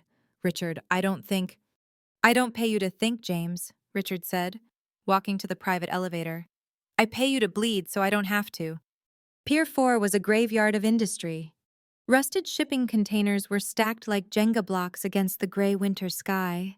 The wind coming off the Hudson River was a physical assault, carrying the smell of salt, diesel, and rotting fish. Inside Warehouse B, the cold was even worse. It was a stillness that seeped into the marrow. Lighting is rigged, Mike's voice echoed from the catwalks above. I've got 3 strobes set to blind the main entrance on your signal, but Sarah, this is a kill box. One way in, one way out. I stood in the center of the vast, empty floor, checking the sightlines. I was back in the Veronica Stone persona, the wig, the glasses, the heels, but underneath the expensive trench coat, my body was screaming. My broken finger, despite the lidocaine, was throbbing with a dull, sickening rhythm. My sprained ankle felt like it was encased in concrete. I had taped it tight, but every step sent a jolt of electricity up my leg. "It has to be a kilobox," I said into the comms, adjusting the collar of my coat to hide the bruise on my neck. "If they think they have me cornered, they'll get arrogant. Arrogance makes people sloppy." "Arrogance also gets people shot," Mike countered. "I've got the distraction charges set on the east wall. If they bring heavy hitters, I blow the charges. You dive for the hatch in the floor. It drops into the storm drain." "Not the drain again," I muttered, shuddering at the memory of the freezing sludge. Let's hope Richard is in a negotiating mood. I checked my watch. 11:55 p.m. "They're early," Mike whispered. "Headlights, 3 vehicles, black SUVs, no plates." I moved to the designated spot, a single wooden chair placed in the middle of a pool of light from the overhead halogen. I sat down, crossing my legs, forcing my body into a posture of relaxed dominance. The rumble of engines grew louder, tires crunched on gravel, doors slammed. 1, 2, 3, 6 doors. 6 hostiles, Mike counted. Plus the VIPs, Sarah, they're fanning out. 2 are circling the perimeter. "Let them circle," I said, keeping my voice steady. "They won't fire until they see the drive." The massive sliding metal door of the warehouse began to groan. It rolled open slowly, revealing the night and the silhouettes of 4 men standing against the headlights. James was in the front. He looked terrified, his hands raised slightly as if to show he was unarmed. Behind him was Richard Vander Woodson. He wore a cashmere overcoat and leather gloves, looking like he was attending a board meeting rather than a black market exchange.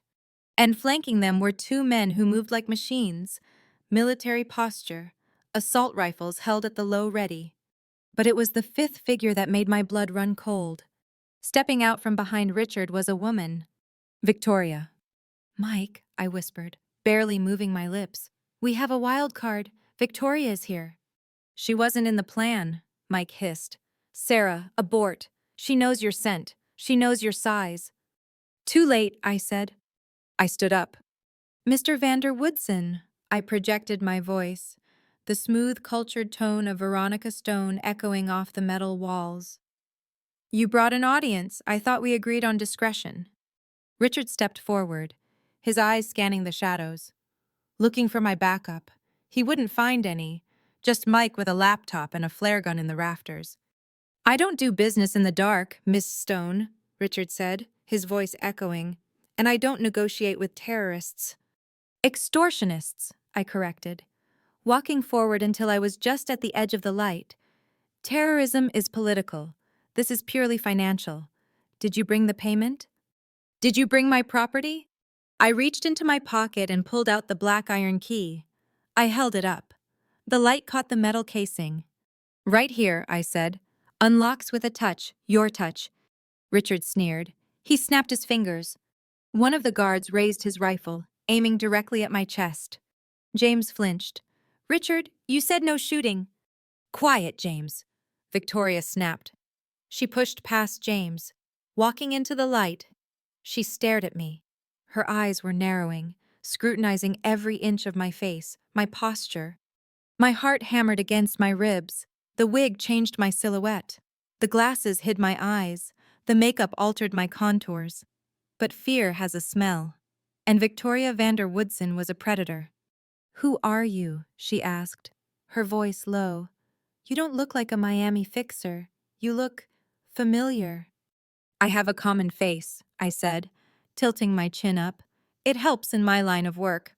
Now, the money, or the New York Times gets a very interesting email in 5 minutes." "Check the drive," Richard ordered James.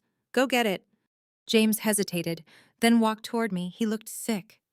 "I'm sorry," he whispered as he reached for the drive. "Don't be sorry, James," I said softly, looking at him through the fake lenses. "Be smart. When the shooting starts, duck." James froze. He looked at me, really looked at me. And in that second, I saw the dawn of recognition. It wasn't the face.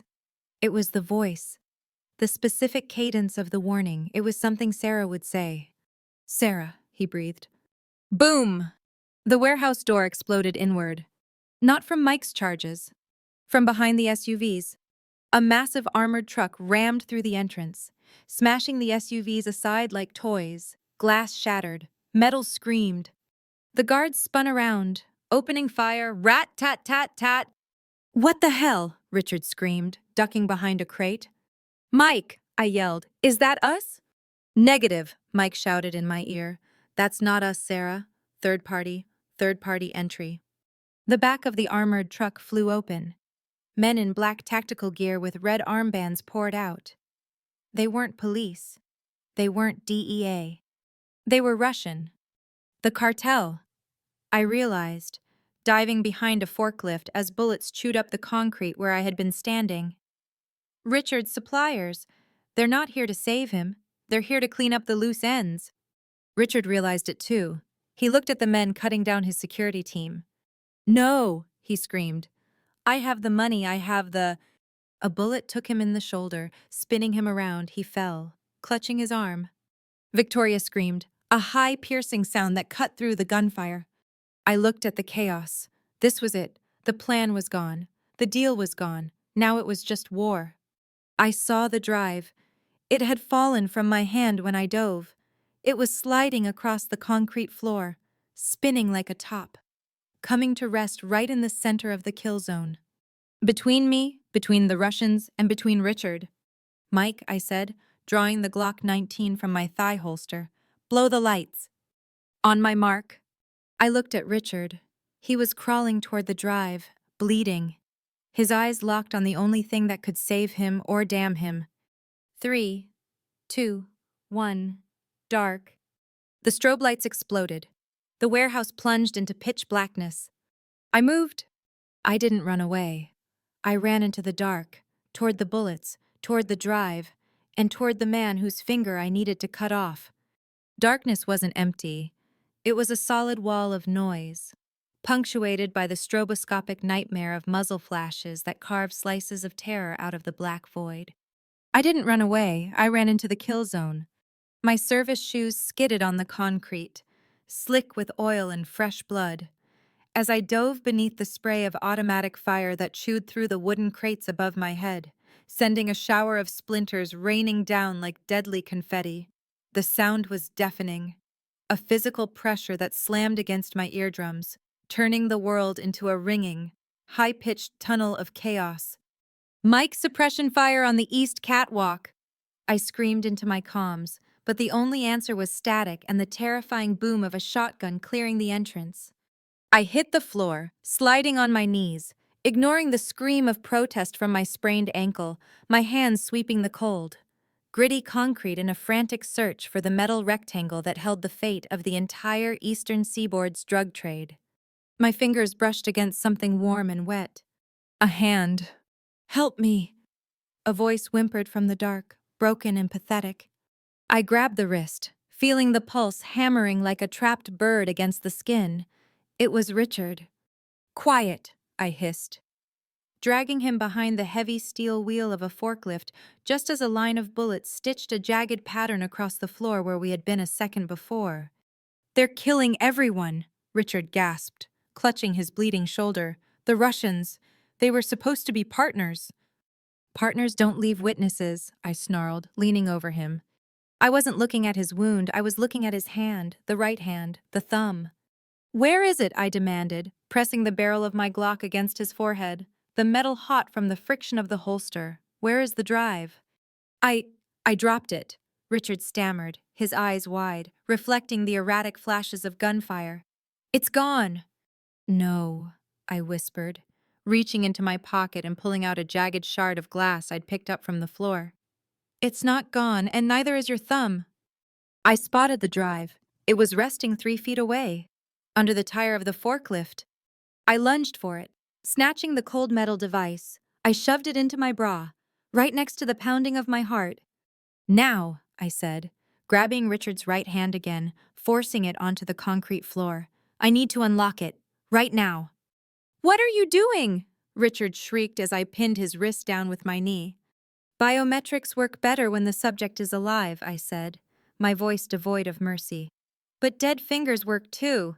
Richard, don't make me choose." I dragged his thumb toward the scanner on the drive. "Sarah, look out!" The shout came from nowhere and everywhere. A body slammed into me from the left, knocking me sideways just as a grenade detonated near the forklift. Boom! The shockwave lifted me off the ground, slamming me into a stack of pallets. The air was sucked out of my lungs, replaced by dust and the acrid taste of explosives. My ears were ringing. My vision was swimming in red and black. I looked up. James Sterling was lying on top of me, his expensive coat shredded, blood trickling from a cut on his forehead. He wasn't looking at me with horror. He was looking at me with a desperate, terrifying recognition.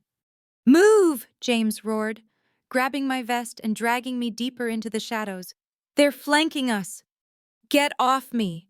I shoved him back, scrambling to my feet, the pain in my ankle now a distant, dull roar compared to the adrenaline coursing through my veins. "I need Richard." "Richard is dead weight," James yelled back, pointing toward the center of the warehouse. "Look!" I looked. The Russians had pushed forward, 3 of them, moving with military precision, had cornered a figure against the far wall. Victoria. She was screaming, swinging a broken piece of pipe like a madwoman, but she was surrounded. A massive Russian in a balaclava raised his rifle, not to arrest her, but to execute her. "Let her go!" James screamed, trying to run forward, but I grabbed his collar, jerking him back so hard he nearly fell. "Suicide," I spat out. "You go out there, you die." "That's my fiancé," James shouted, his eyes wild. "Sarah, please, you have a gun." I looked at the drive in my hand, then at Richard, who was crawling away like a wounded cockroach, then at Victoria, facing the firing squad. If she died. The recording died. If she died. I lost the leverage to put Richard away for life. "Damn it," I cursed. I raised the Glock. I didn't aim at the Russians. I aimed at the stack of acetylene tanks stored against the east wall, Mike's distraction charges. "Cover your ears," I ordered. I pulled the trigger. The bullet sparked off the tank valve. Kaboom! A fireball the size of a school bus erupted, engulfing the east wall. The shockwave knocked the Russians off their feet. Victoria was thrown sideways, disappearing into the smoke. The roof sprinklers finally kicked in, spraying a deluge of rusty water down onto the inferno. "Now!" I screamed, grabbing James with my left hand and Richard's collar with my right. The hatch moved. I dragged them toward the center of the floor, to the grate Mike had identified on the schematics. "It's welded shut," James yelled, pulling at the iron ring. "Stand back." I fired 2 rounds into the hinges. The metal groaned. James kicked it, and the grate fell away, revealing a dark, churning abyss below. The sound of rushing water echoed up the storm drain outflow. "Jump," I ordered Richard. "I can't," Richard wailed, clutching his arm. "It's filth." "It's life or death, you arrogant prick," I shouted, and kicked him into the hole. He screamed as he fell, a splash swallowing his voice. "Go," I told James. James looked at me. He reached out, his hand trembling, and touched my cheek. "Sarah, I went to your funeral." "I know," I said, my voice cracking for a fraction of a second. "I was there." Bullets sparked off of the floor around us. The Russians had recovered. I grabbed James's tie and shoved him backward into the darkness. Then I jumped. The cold was instantaneous. It was a sledgehammer of ice that drove the breath from my body. The current was violent. A black, oily snake that grabbed my limbs and thrashed me against the concrete walls of the pipe. I flailed, my hand frantically checking my chest. The drive, it was still there. But Richard, where was Richard? I surfaced, gasping for air in the pitch-black tunnel, the water tasting of salt and sewage.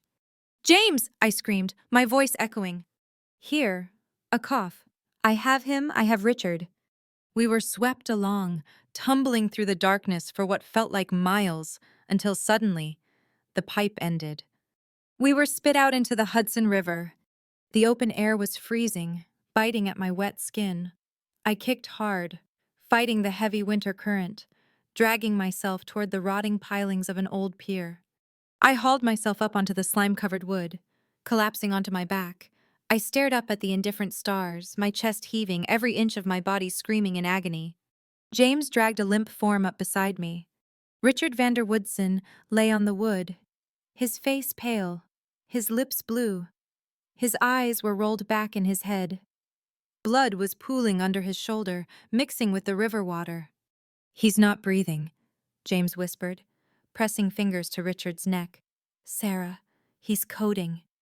I sat up, ignoring the dizziness. I crawled over to Richard. I didn't start CPR, I grabbed his right hand. It was ice cold.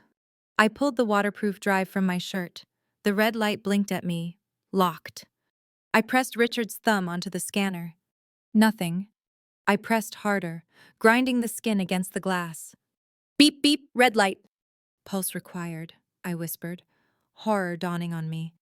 "It's a heat and pulse sensor. It won't read a dead finger." I looked at James. "Is CPR now?" "What?" "Do CPR, James," I screamed, grabbing his lapels. "Bring him back if he dies. The evidence dies. Pump his chest."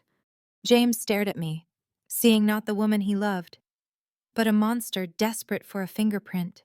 But he moved. He started compressing Richard's chest. 1, 2, 3. "Come on, you son of a bitch!" I hissed, holding the drive ready, watching the light blink red. "Don't you die on me. Not yet." I looked back toward the warehouse. Smoke was rising into the sky. And somewhere in that smoke, Victoria was either dead or captured. And I was freezing to death on a pier with a dead billionaire and an ex-fiancé who had just realized his dead wife was a liar. "Harder," I yelled at James. The night was far from over. The sound of ribs cracking was sickeningly loud in the quiet of the pier. A dry, brittle snap that echoed over the lapping water of the Hudson like a gunshot in a library. "Harder!" I screamed, my voice raw and scraping against my throat, shivering so violently that the gun in my left hand was shaking. "He's not a person right now. James, he's a keypad. Pump his chest." James looked up at me, his face a mask of water, blood, and absolute horror. He looked down at the lifeless body of Richard Vanderwoodson, then back at me, the woman he had buried 3 years ago, the woman currently pointing a gun at the darkness while demanding he desecrate a dying man. His chest is caving in." James gasped, his hands interlocked over Richard's sternum, pushing down with a rhythmic, desperate violence. "Sarah, he's gone." "He doesn't get to be gone," I snarled, dropping to my knees beside them. I grabbed the iron key drive. The red light blinked at me, mocking, steady, locked, locked, locked. I grabbed Richard's limp hand. It was freezing, the skin clammy and gray. I shoved his thumb onto the glass scanner. "Beep, beep, red light." "Pulse required," I whispered, the words tasting like bile. "Come on, Richard, you selfish bastard. Don't you dare die with my secrets." 1, 2, 3. James counted, sobbing dry, heaving breaths. He pushed again. Crack! Another rib. Suddenly, Richard's body convulsed. A sound tore from his throat, a wet, gurgling gasp that sprayed pink foam onto James's shredded tuxedo shirt. Richard's back arched off the rotting wood, his eyes flying open, staring blindly at the underside of the pier. "Now," I yelled. I pressed his thumb down, hard, grinding the print into the glass. Richard's heart gave a chaotic, fluttering beat, surging with just enough pressure to push blood into the capillaries of his thumb. The red light on the drive flickered. It turned amber. Then, with a soft, melodic chime that sounded entirely too cheerful for a murder scene, it turned green. Unlocked. I snatched the drive back as if it were burning hot, shoving it into the waterproof pouch around my neck. "Got it," I breathed, collapsing back onto my heels, the adrenaline crash hitting me like a physical blow. "I got it." Richard slumped back onto the wood, wheezing, his breath coming in shallow, ragged rattles. He was alive, but only just. Silence descended on the pier, heavy and suffocating. Then James stopped moving. He sat back on his haunches, his hands dripping with river water and his future father-in-law's blood.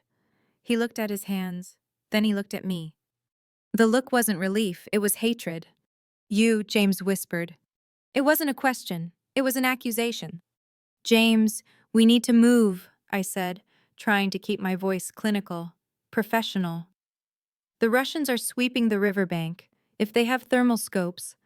You're dead, James said, his voice rising, cracking. He stood up, stumbling slightly on the slick wood. I went to your funeral. Sarah, I picked out the casket, mahogany, because you liked the color. I spent 6 months drinking myself into a coma because I thought I failed you. I had to, I said, standing up to meet him, though I kept my distance. The cartel put a price on my head. The DEA extracted me. It was a closed casket for a reason, James. And tonight, James stepped closer, ignoring the gun still loose in my hand. You played me.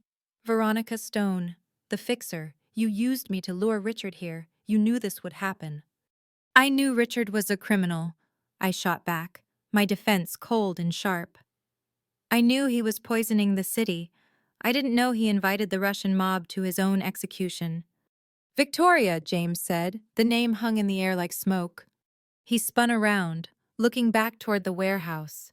The smoke plume was thick, blacker than the night sky, rising from the shattered remains of the east wall. Where is she? James asked, panic bleeding into his anger. Sarah. Where is Victoria?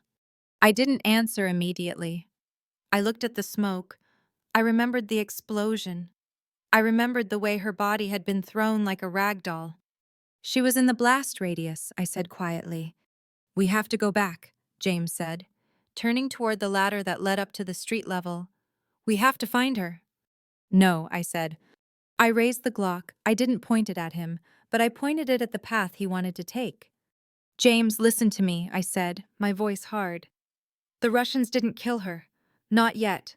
If she survived the blast, they took her. She's leverage now, just like Richard. Then we save her, James yelled. We can't, I snapped. We have the drive. That's the mission. If we go back there with 3 people, one of them dying, we all die.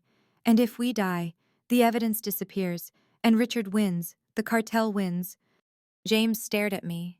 He looked at the gun. He looked at my face, searching for the woman he used to love, the woman who cried at sad movies and rescued stray cats. He didn't find her. He found Agent Miller. You're a monster, he whispered. You're worse than them. At least they don't pretend to be the good guys. I'm what I need to be, I said, the words hurting more than the broken finger. And right now, I need you to help me drag Richard. I'm not leaving her, James said, taking a step toward the ladder. James. I stepped in front of him, holstering the gun and grabbing his lapels with my good hand. Think like a lawyer. If you go back there unarmed, they kill you. If we survive this night, if we get this drive to the feds, we can trade it. We can trade the drive for Victoria. That is the only way she lives. Do you understand? He froze. His chest heaved against my hand. He looked at the smoke, tears streaming down his face, mixing with the grime. If she dies, he hissed, leaning down until our foreheads almost touched, I will bury you again. And this time, it won't be a fake. Deal, I said. A spotlight swept across the water, cutting through the darkness 20 yards out. The hum of a boat engine grew louder. They're on the water, I said. We're exposed. I looked down at Richard. He was groaning, his eyes fluttering. Grab his legs, I ordered. James hesitated for 1 second, the longest second of my life, before he turned and grabbed Richard's ankles. We dragged him. We moved deeper under the pier, crawling over sharp rocks and discarded syringes, heading toward a rusted maintenance shed built into the foundation of the seawall. It was a tomb of concrete and iron, smelling of dead fish and diesel fuel. I kicked the door open. It gave way with a screech of rusted hinges. We hauled Richard inside and slammed the door shut just as the beam of a searchlight swept over the spot where we had been arguing. Inside, it was pitch black and freezing. I fumbled for my lighter, the Zippo I kept in my pocket. I flicked it on. The small flame illuminated a cramped space filled with old nets and a pile of oily rags. Put him there, I pointed to the rags. James dropped Richard's legs. He slumped against the wall, sliding down until he was sitting on the dirty floor, his head in his hands. I checked Richard. His pulse was thready. He was bleeding from the shoulder, a through-and-through shot. But he was losing blood fast, and the hypothermia was setting in for all of us. "We're trapped," James mumbled into his hands. "They have the river. They have the warehouse. We freeze or we surrender." "We don't surrender," I said, moving to the door and peeking through a crack in the metal. I could see figures moving on the pier above us. Flashlights' beams crisscrossed the darkness. "They're sweeping the perimeter," I whispered. "They know we didn't go far." I looked at the phone I had stolen from Richard's office. No signal. The concrete walls were blocking it. I looked at the drive. I had the key to the kingdom, but I was locked in a dungeon. Then Richard spoke. "The safe," he wheezed, his eyes open, staring at me in the flickering light of the Zippo. I moved closer. "What safe, Richard?" "The boathouse," he gasped, blood bubbling at the corner of his lips. "Under the pier, my emergency boat." I looked at James. He looked up. "He has a panic boat," James asked. "Of course he does," I muttered. "Paranoid billionaire." "It's armed," Richard whispered, a faint bloody smile touching his lips. "And it has a radio." I looked at the far wall of the shed. There was a hatch, rusted and welded shut, but it led deeper into the substructure. "James," I said, snapping the lighter shut, "get up." "Why?" "Because we're not waiting to freeze," I said in the darkness. "We're going to steal a boat." And somewhere above us, the heavy boots of the Russian hit squad stopped directly over our heads. The first drop of molten metal hit Richard's cheek, sizzling like bacon in a hot pan. He didn't scream. He didn't even twitch. That's how I knew he was almost gone. "They're cutting the roof," James whispered, his eyes wide and white in the flickering light of my Zippo. He stared up at the ceiling of the maintenance shed, where a glowing orange line was slowly carving a circle through the rusted steel. "Kick the hatch," I ordered, shoving the lighter into his hand. "Now, James, or we die in this tin can." James turned and slammed his heel into the rusted grate in the floor. Clang! It didn't budge.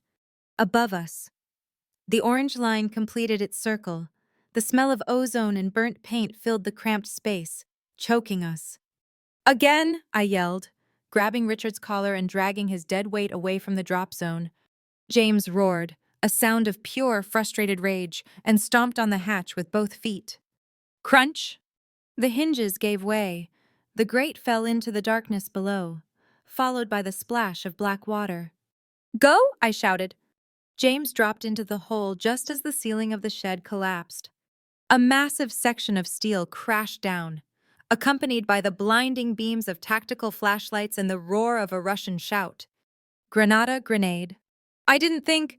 I shoved Richard's limp body into the hole and jumped after him.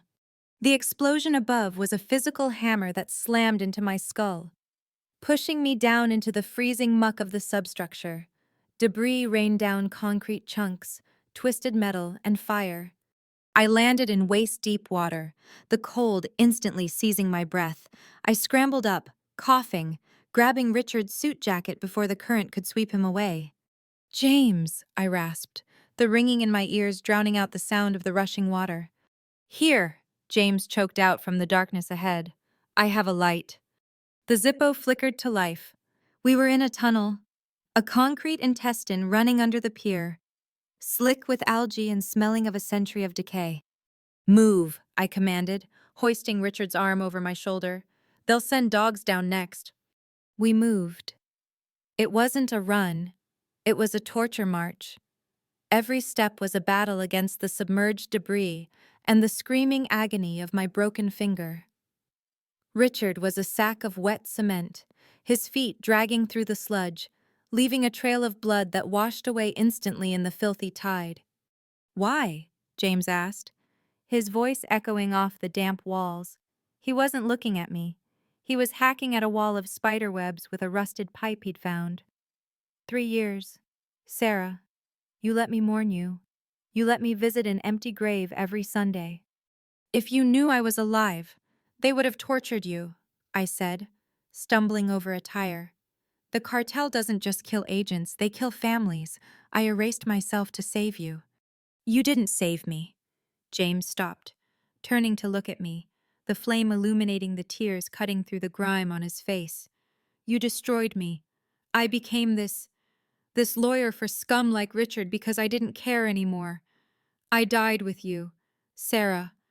Then wake up, I hissed, shoving past him. Because if you want to save Victoria, I need the man I fell in love with. Not the drunk, not the sellout, I need the fighter. James stared at me. For a second, I thought he was going to hit me. Instead, he turned back to the dark. The tunnel opens up ahead, he said, his voice flat. I see a light. We emerged into a cavern. It was a natural sea cave, modified with concrete reinforcements, and floating in the center, bathed in the soft glow of emergency LED strips, was the panic boat. It wasn't a yacht, it was a weapon. A 40-foot matte black interceptor, likely a decommissioned Navy SEAL delivery vehicle, radar-absorbent angles, reinforced hull, twin 50-caliber machine gun mounts on the bow currently covered. It looked like a shark sleeping in a pool of oil. Jesus, James whispered. Richard really was paranoid. He was prepared, I corrected. Get him on board. We dragged Richard across the metal gangway and dumped him onto the deck. I didn't stop to check his pulse. I vaulted into the cockpit. It was like the cockpit of a fighter jet, screens, dials, and a biometric ignition. Of course, I muttered, seeing the scanner. Thumb. I ran back, grabbed Richard's hand, which was now alarmingly blue, and sprinted back to the console. I pressed his thumb to the reader. Access granted. Welcome, Commander. The engines roared to life, a deep, throaty rumble that shook dust from the cave ceiling. The screens flickered on, bathing the cockpit in red tactical light. James cast off the lines, I shouted over the engine noise. I grabbed the radio handset. It was a high-frequency, encrypted military unit. Mike! I screamed into the mic. Mike! Do you copy? This is 0. I have the package. I have a vehicle requesting extraction vector. Static. Then, Sarah. Mike's voice cut through, frantic. Get off the air. Their triangulation, the signal. The Russians have a jammer boat in the harbor. I can't get out without support, I yelled. I need a path. They're blocking the east channel. You have to go. Screech! A piercing feedback noise exploded from the speakers, followed by a thick Russian accent. We hear you, little mouse. I froze. There is no extraction, the voice purred. We have the girl. Bring the drive to the marina, or we paint the water with her. The line went dead. I stared at the radio. They had Victoria, and they knew we were mobile. Sarah. James was standing at the cockpit door. He had heard. They have her. I know. We're going to the marina, James said. It wasn't a request. No, I said, flipping switches on the console, engaging the weapon systems.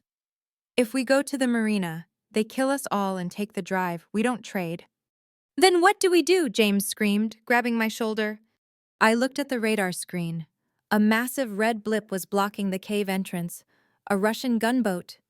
We don't trade, I repeated. Pushing the throttle forward, the boat surged against the ropes James hadn't fully released yet, snapping them like thread. We attack. Attack. James looked at me like I was insane. We have a dying man and a handgun. No.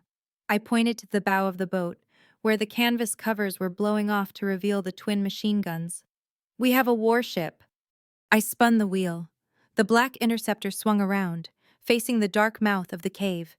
Strap in, James, I said, my eyes fixed on the darkness. We're going to clear a path. I slammed the throttle to the max. The boat leaped forward, prow lifting out of the water, accelerating from 0 to 50 knots in 6 seconds. We screamed toward the exit, toward the Russians, and toward the only chance we had to save anyone. The world outside the cockpit glass was a blur of black water and white foam, illuminated only by the strobe light flashes of heavy-caliber gunfire tearing through the darkness. I didn't blink. I didn't breathe. I just locked my hands onto the wheel, feeling the vibrations of the twin turbocharged engines screaming through my bones, and aimed the prow of Richard's Iron Shark directly at the center of the Russian gunboat blocking the cave exit. "Sarah, they're not moving!" James screamed, his voice cracking with terror as he clung to the co-pilot seat, his knuckles white against the leather. "Neither am I growled, flipping the safety cover on the throttle and jamming it past the red line. The interceptor surged, lifting out of the water like a breaching whale. The Russians realized too late that we weren't bluffing. Their searchlight swept frantically across our hull, blinding us for a split second before the impact. We didn't hit them head on, that would have been suicide. I cut the wheel hard to the right at the last second, using the reinforced chine of our hull to sideswipe their stern. Scream! The sound was agonizing, a high-pitched shriek of tearing metal that vibrated in my teeth. The impact threw James against the dashboard, but the interceptor held. The Russian boat, lighter and caught off guard, spun violently, its gunman tumbling into the freezing wake. "Clear!" I shouted, wrestling the wheel back to center as we shot out of the cave mouth and into the open harbor. But we weren't free. "Radar!" James yelled, pointing at the glowing red screen. 3 more bogies, closing fast from the north. I looked at the rear-view monitor.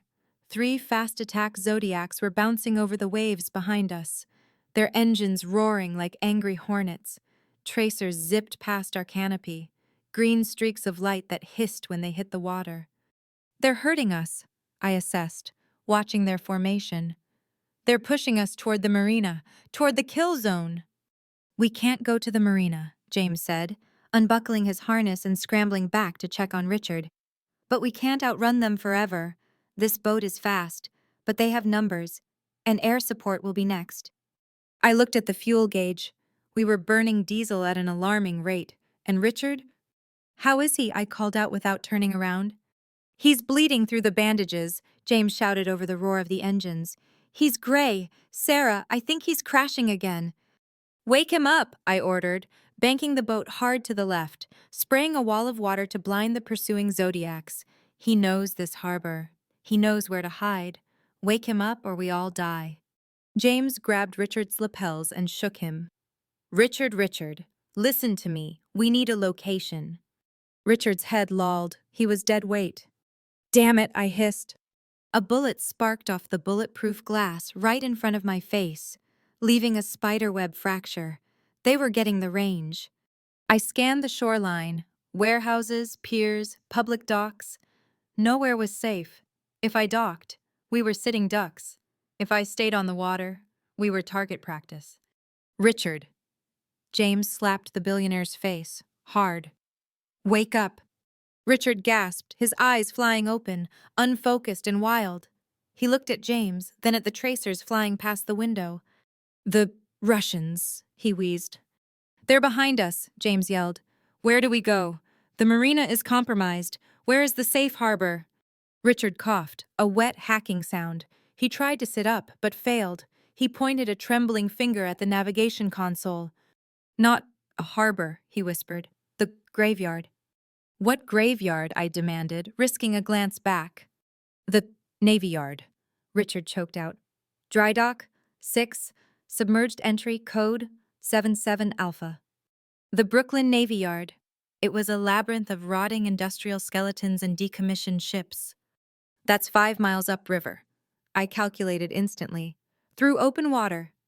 "Do it," James said, looking at the blood pooling on the deck. "He won't last 10 minutes." I made the decision. I spun the wheel hard to port, cutting across the bow of an incoming ferry, using the massive civilian vessel as a shield against the Russian fire. The interceptor groaned under the G-force, but it carved the turn. We shot into the East River Channel, the city skyline blurring past us on the left. "Hold on," I screamed. The chase was on. The Zodiacs adjusted, matching our turn, their engines whining at high pitch. I pushed the boat to its limit.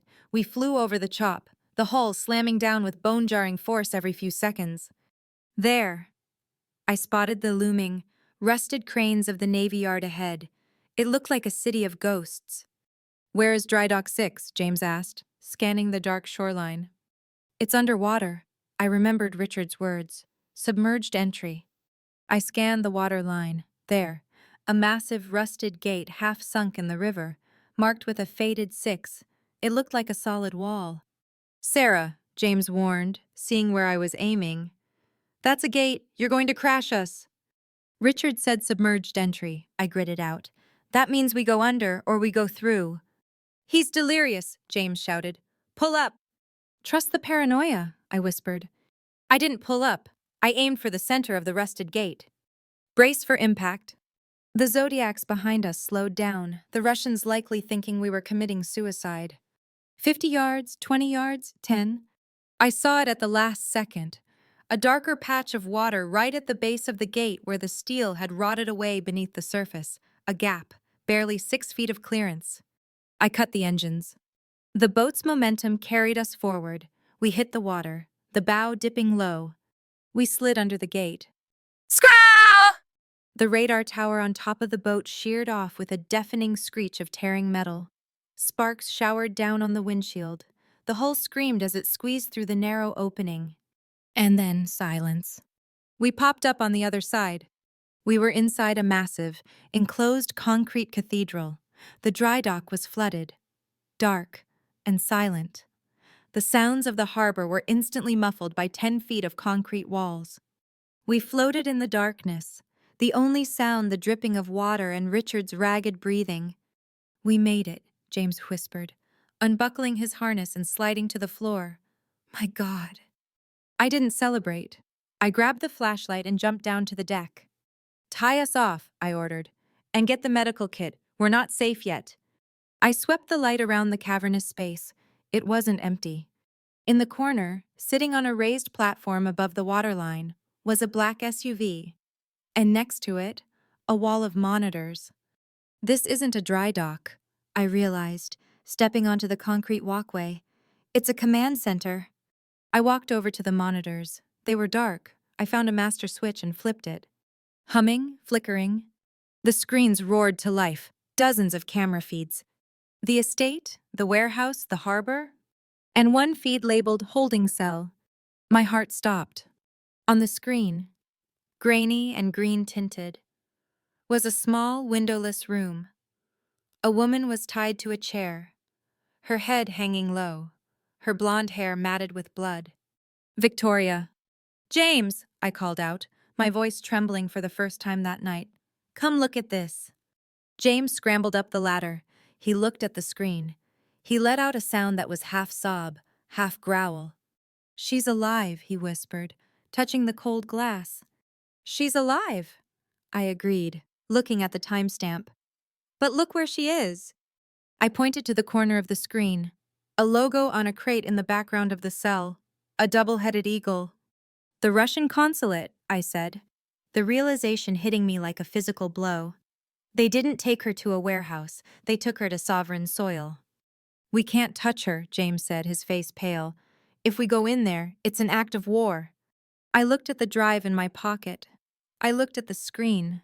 Then I looked at the dying man in the boat. We don't need to declare war, I said, turning to the weapons locker on the wall of the command center. I broke the lock with the butt of my gun. Inside were assault rifles, flashbangs, and tactical vests. We just need to start a diplomatic incident, I said, grabbing a vest and tossing it to James. Suit up. Counselor, we're going to the consulate. The tactical vest smelled of Richard's fierce sweat and expensive cologne that had soured over years of storage. I strapped it tight over my chest, wincing as the Kevlar pressed against my bruised ribs. This is insane, James muttered, checking the magazine of a Sig Sauer rifle with clumsy, trembling hands. We're not talking about a warehouse. Sarah, we're talking about the Russian consulate. It's a fortress on East 91st Street, cameras, motion sensors, Marine guards. And if we get caught, the U.S. government disavows us before the handcuffs even click. Then we don't get caught, I said, grabbing a handful of flashbangs and clipping them to my belt. And we don't go in through the front door. I turned to the wall of monitors in Richard's command center. I pulled up the schematic for the consulate building. Richard didn't just have cameras, I said, pointing to a highlighted blue line running under the street grid. He had a back door, a fiber optic line he installed for secure comms with his partners. It runs from the main grid into their server room in the basement. So, James asked, wiping grease from his forehead, we can't fit through a fiber optic cable. No, I said, typing furiously on the keyboard, but a threat can. I accessed the Blue Ice database on the stolen drive. I didn't open the files, I didn't have time to read the dirty laundry of half the Senate, but I copied the file headers, names, dates, amounts. I'm sending a packet to the consulate's internal server, I explained. A dead man switch protocol. It tells them that if I don't enter a code every 10 minutes, this entire list gets emailed to the Washington Post, the FBI, and the Kremlin. James stared at me. You're blackmailing the Russian government. I'm creating a panic, I corrected. When this hits their system, their IT security will go into lockdown. They'll reboot the perimeter sensors to trace the signal. That gives us a 3-minute window where the roof alarms are blind. 3 minutes to climb a 5-story building. We're not climbing, I said, grabbing a coil of black tactical rope and a grappling gun from the locker. We're dropping. The roof of the townhouse adjacent to the consulate was covered in dirty slush and pigeon droppings. The wind up here was vicious, cutting through my wet clothes like a knife, but the adrenaline kept me warm. 1 minute to reboot, I whispered into the comms, watching the consulate across the narrow alleyway. It was a Beaux-Arts mansion turned into a fortress. Iron bars on the windows, guards patrolling the courtyard. But the roof had a ventilation cluster that looked just big enough for a human. James, I said, looking at him. He was pale, but his jaw was set. The lawyer was gone. The man who loved Victoria was standing there. You have the harness? Check, he breathed. When we go in, no hesitation. If you see a uniform, you drop them. If you see a suit, you zip tie them. We find Victoria. We grab her. We get out through the service elevator. Clear. Clear. My watch beeped. Now. I fired the grappling hook. It hissed through the air, crossing the 20-foot gap and biting into the stone parapet of the consulate roof. I pulled it taut. Slide. I clipped on and jumped. For a second. I hung over the alleyway. A 60-foot drop to the concrete below. Then I hit the consulate roof. Rolling to absorb the impact, James landed beside me a second later, stumbling but staying on his feet. We sprinted for the vent. I slapped a breaching charge on the padlock. Pop! The lock sheared. We dropped into the shaft. The air inside smelled of dust and borscht. We shimmied down the metal tunnel, counting floors. 5, 4, 3. Basement level, I signaled. I kicked the grate out. We dropped into a laundry room. Silence. The hum of industrial washing machines masked our landing. The holding cell was on the north side, I whispered, visualizing the feed from the boat. Past the boiler room. We moved. Tactical movement, heel to toe, guns up. We passed a guard station, empty. They were all upstairs, likely dealing with the cyber panic I had induced. We reached the heavy steel door at the end of the corridor. A red light glowed above it. Occupied. I checked the window. Inside, tied to a wooden chair, was Victoria. She looked worse than on the screen. Her face was swollen, one eye shut. Her dress was torn. But she wasn't alone. A man was sitting on a metal stool opposite her, peeling an apple with a small, curved knife. He wasn't wearing a military uniform. He was wearing a bespoke Italian suit that probably cost more than Richard's boat. He was bald, with a tattoo of a spiderweb creeping up his neck. That's not the ambassador, James whispered, gripping his rifle. No. I realized, a cold dread settling in my stomach. That's Nikolai Volkov, the Vor, the head of the Red Mafia in New York. The consulate is just a front. Nikolai sliced a piece of apple and held it to Victoria's bruised lips. She turned her head away, spitting blood at him. He laughed. He didn't hit her. He just ate the apple slice himself.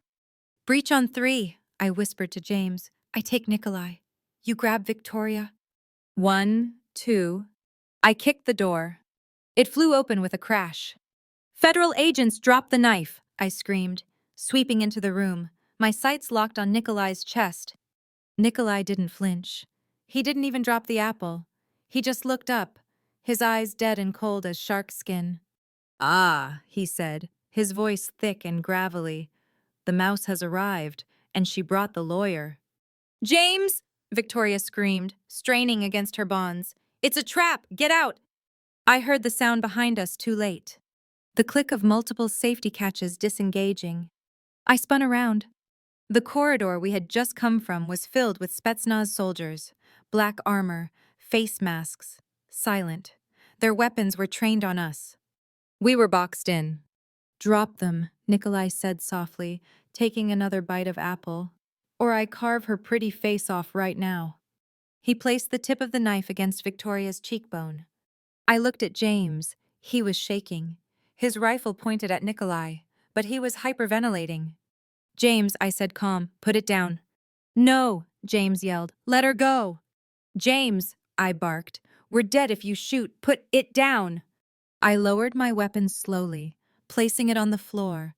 James hesitated, a sob racking his chest, then dropped his rifle. Two soldiers rushed in, kicking our weapons away and forcing us to our knees. Nikolai stood up.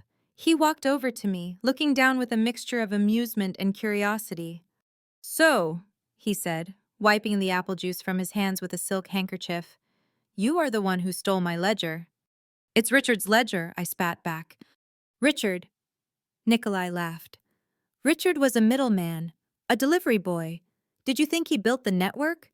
Did you think he had the power to bribe senators?" He leaned down, grabbing my chin with a hand that felt like iron. "The drive, little mouse, give it to me." "It's locked," I said, staring him in the eye, "and Richard is the only one who can open it." "Is he?" Nikolai smiled. He signaled to a soldier. The soldier stepped forward, holding a tablet. On the screen was a live feed of the Navy Yard dry dock. I froze. They had found the boat. They had found Richard. "We tracked the boat's transponder the moment you turned on the power," Nikolai explained. "My men are there now. They are harvesting the necessary thumb." My blood ran cold. "But," Nikolai continued, releasing my chin and pacing the room, "the thumb is just the key. The reason I want that drive is not the money. I have plenty of money." He stopped in front of James. "You see, Mr. Sterling, that drive contains the names of every American official who took our blue ice money. It is not a drug ledger. It is a list of traitors. With that list, I own your government." He turned back to me. "But there is a problem. The drive has a failsafe. If it is opened by the wrong biosignature after a breach attempt, it wipes itself." He leaned in close. "Richard set a secondary key, a voice key, a phrase known only to his most trusted confidant." He looked at James. "You—" I looked at James.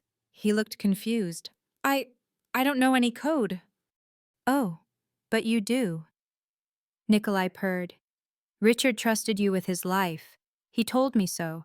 He said, 'If anything happens to me, James knows the phrase.'" Nikolai pulled a gun from his waistband, a gold-plated Desert Eagle. He pointed it at Victoria's head. "So, James, think hard. What was the phrase, a quote, a date, a name?"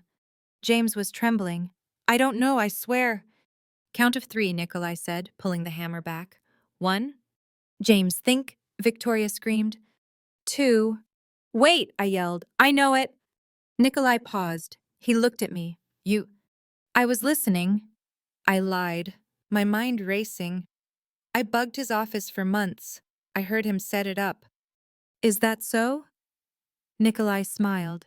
He turned the gun from Victoria to me. "Then tell me. And if you are wrong, the drive wipes and I kill all 3 of you. All." I looked at the gun barrel. I looked at James. I looked at Victoria. I didn't know the code. I had no idea. But I knew one thing about Richard Vanderwoodson. He was a narcissist. "The code," I whispered, my heart hammering against my ribs, "is—" I took a breath. I had one shot, one guess. "Veni, vidi, vici." I said. "I came. I saw. I conquered." Silence. Nikolai stared at me. Then he smiled. "Wrong." He pulled the trigger. Click. Empty chamber. Nikolai laughed, a booming sound that echoed off the concrete walls. Russian roulette. He beamed. My favorite game. You have guts, Agent Miller, but you are a terrible liar. He tossed the gun to a soldier and walked to the door. Bring them to the roof, he ordered. The helicopter is arriving. We will take them to the boat. If James cannot remember the code, perhaps watching his fiancée fly off the roof will jog his memory. The soldiers hauled us up. I looked at James. He was broken. But I wasn't. Because as they dragged me out, I felt the vibration of my phone in my boot, the timer I had set, the dead man's switch. It wasn't just an email. It was a beacon. And I had sent it to the only person Richard hated more than me. His competition. The wind on the roof of the consulate was a physical force. A freezing hurricane generated by the rotors of the Mi-17 transport helicopter hovering just inches above the helipad. I was shoved forward, my knees scraping against the gravel roof, my hands zip-tied behind my back so tight I couldn't feel my fingers. Move! A Spetsnaz soldier screamed over the roar of the engines, kicking James in the ribs when he stumbled. James fell, gasping, his face pressed into the dirty slush. He looked broken. His eyes were wide and vacant, staring at the spinning blades as if they were the mouth of God. Get them on the bird, Nikolai shouted, clutching the collar of his coat with one hand and dragging a struggling Victoria with the other. He had the iron key drive in his breast pocket. I could see the rectangular outline against the silk of his suit. He stopped at the door of the helicopter, looking back at us with a sneer. Last chance, Mr. Sterling, Nikolai roared, his voice cutting through the mechanical scream. The code. Give me the phrase and I let you live. James looked up. He opened his mouth, but no sound came out. He was paralyzed. Useless. Nikolai spat. He turned to the soldier holding his gun to my head. Kill the lawyer. Bring the girl and the agent. I will peel the code out of them later. The soldier raised his rifle, aiming at the back of James's head. I tensed my muscles, calculating the distance. 3 feet. If I could throw my shoulder into his knees. Crack! It wasn't a gunshot. It was the sound of the soldier's head exploding. Pink mist sprayed across my face. The soldier crumpled instantly, his rifle clattering to the deck. Nikolai froze. He looked at the dead man, then at the skyline. From the roof of the building across the street, the one I had repelled from a muzzle flash sparked in the darkness. Then another, and another. Thwip, thwip, thwip. Bullets began to rain down on the helipad, sparking off the helicopter's fuselage and tearing through the remaining Russian guards. Ambush, Nikolai screamed, shoving Victoria into the helicopter cabin. Pilot, go, go.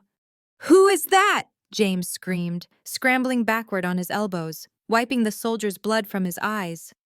The Sinaloa cartel, I yelled, rolling onto my back and bringing my bound legs up. I sent the beacon to Richard's rivals. They don't want the drive, James. They want to destroy it. A bullet struck the fuel tank of the helicopter, but the armor held. The pilot was panicking, lifting the collective. The bird began to rise, swaying violently. They're leaving, James yelled. They have Victoria. Not yet, I gritted out. I needed to cut the ties. I looked around. The dead soldier, his bayonet. I scrambled over to the corpse, ignoring the sniper fire chewing up the concrete around me. I twisted my body, jamming the plastic zip tie against the serrated edge of the blade on his belt. I sawed. 1 second, 2 seconds, the plastic bit into my wrist, drawing blood. Snap. My hands flew apart. I didn't stop to celebrate. I grabbed the dead man's rifle and AK-12. The helicopter was 10 feet in the air now, banking hard to the left to escape the sniper fire. Nikolai was standing in the open door, firing his Desert Eagle back at the roof. James, I screamed, grabbing his collar and hauling him to his feet. The code. Think, what did Richard say when he won, when he beat the system?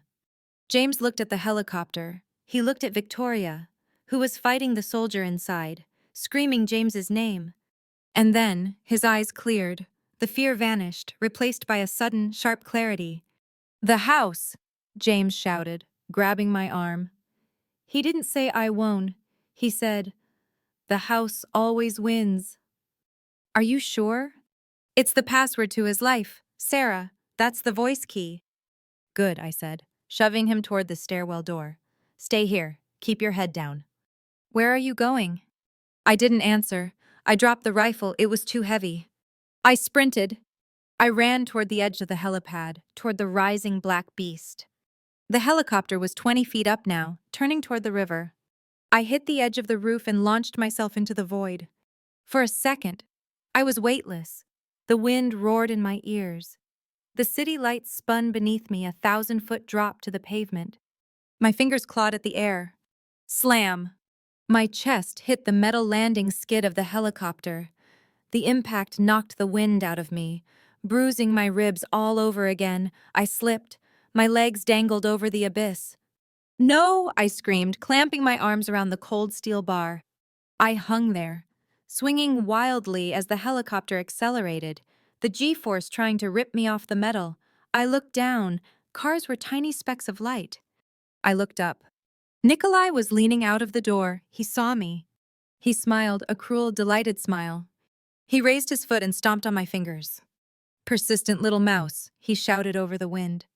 Pain exploded in my already broken hand. I slipped. One hand came loose. I was hanging by one arm, 500 feet above the East River. Let go, Nikolai taunted, raising his foot again. But he made a mistake. He leaned out too far. Inside the cabin, Victoria saw her chance. She didn't scream. She didn't cry. She lunged. She bit Nikolai's calf, hard, like a rabid dog. Nikolai roared, stumbling back into the cabin. I used the second of reprieve. I swung my leg up, hooking it over the skid. I pulled, I screamed, I hauled myself up until I was lying flat on the landing gear, clinging to the strut like a barnacle.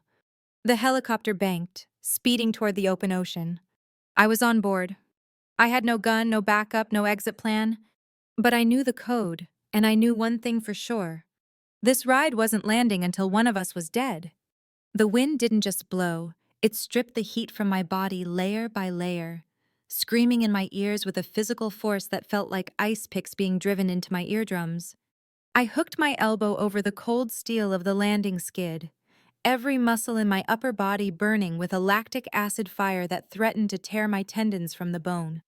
Below me, the East River was a black, churning void, waiting to swallow the evidence of my failure. Die! Nikolai's voice roared from inside the cabin, distorted by the gale but unmistakable in its fury. I swung my leg up. My service shoe found purchase on the metal step. I heaved. The world spun. Gravity tried to peel me off the fuselage, but I locked my jaw and threw my weight forward, tumbling over the lip of the doorframe and crashing onto the diamond plate floor of the cabin. It was chaos inside. Victoria was pinned against the cargo netting, her face a mask of terror and defiance, kicking wildly at Nikolai, who was trying to aim his Desert Eagle at her chest. The helicopter banked violently to the right, throwing Nikolai off balance. He stumbled, the gun firing a round that punched through the roof, showering us with sparks and hydraulic fluid. You, Nikolai snarled, seeing me rise from the floor like a revenant. He didn't shoot. He couldn't. The space was too tight, the movement too erratic. He holstered the gun and drew a knife, a curved karambit that glinted in the red emergency lights. I should have cut your throat in the basement, he hissed, lunging at me. I didn't dodge. I couldn't. I stepped into his guard, catching his wrist with my left hand and driving my forehead into his nose. Crunch! The sensation of cartilage giving way was sickeningly satisfying. Nikolai roared, blinded by tears and blood. But he didn't drop the knife. He swept his leg, catching my bad ankle. I went down. He was on top of me instantly. A heavy, suffocating weight. The blade descended, aiming for my eye. I caught his forearm. My broken finger screamed, a white-hot agony that nearly made me black out. But I held on. The tip of the knife hovered an inch from my pupil. The drive, I gasped, staring into his bloodshot eyes. Give me the drive. You will die with it. Nikolai spat, drool and blood mixing on his chin. Suddenly, the helicopter lurched, not a bank, a drop. A sickening, stomach-churning freefall sensation gripped us. We floated off the floor for a split second, weightless, before slamming back down as the bird leveled out violently. "Pilot!" Nikolai screamed, looking toward the cockpit. "Stabilize!" No answer. The helicopter began to spin, slowly at first, then faster. The horizon visible through the open door became a nauseating blur of city lights and black water. I shoved Nikolai off me. He rolled away, distracted by the spin. I scrambled on hands and knees toward the cockpit. The pilot was slumped forward over the collective stick. A small, neat hole had punched through the plexiglass side window, a parting gift from the Sinaloa snipers on the roof. The back of the pilot's flight suit was soaked in dark, glistening blood. He was dead, and his dead weight was pushing the nose of the helicopter down. "He's dead!" I screamed, turning back to the cabin. "We're going down." The fight went out of Nikolai. The arrogance of the Vor evaporated, replaced by the primal terror of a man who realizes his power means nothing to gravity. "Pull up!" Nikolai yelled, scrambling toward the controls, shoving me aside. "Don't touch it." I tackled him. If he pulled the stick back too hard while we were in a spin, the rotor blades would shear off and we'd drop like a stone. "Brace!" I shouted at Victoria. "Grab the netting." We were falling fast now. The altimeter was screaming a digital death knell. 500 feet? 300 feet? Below us, a dark mass loomed out of the water. Not a ship, an island. North Brother Island, the abandoned quarantine hospital.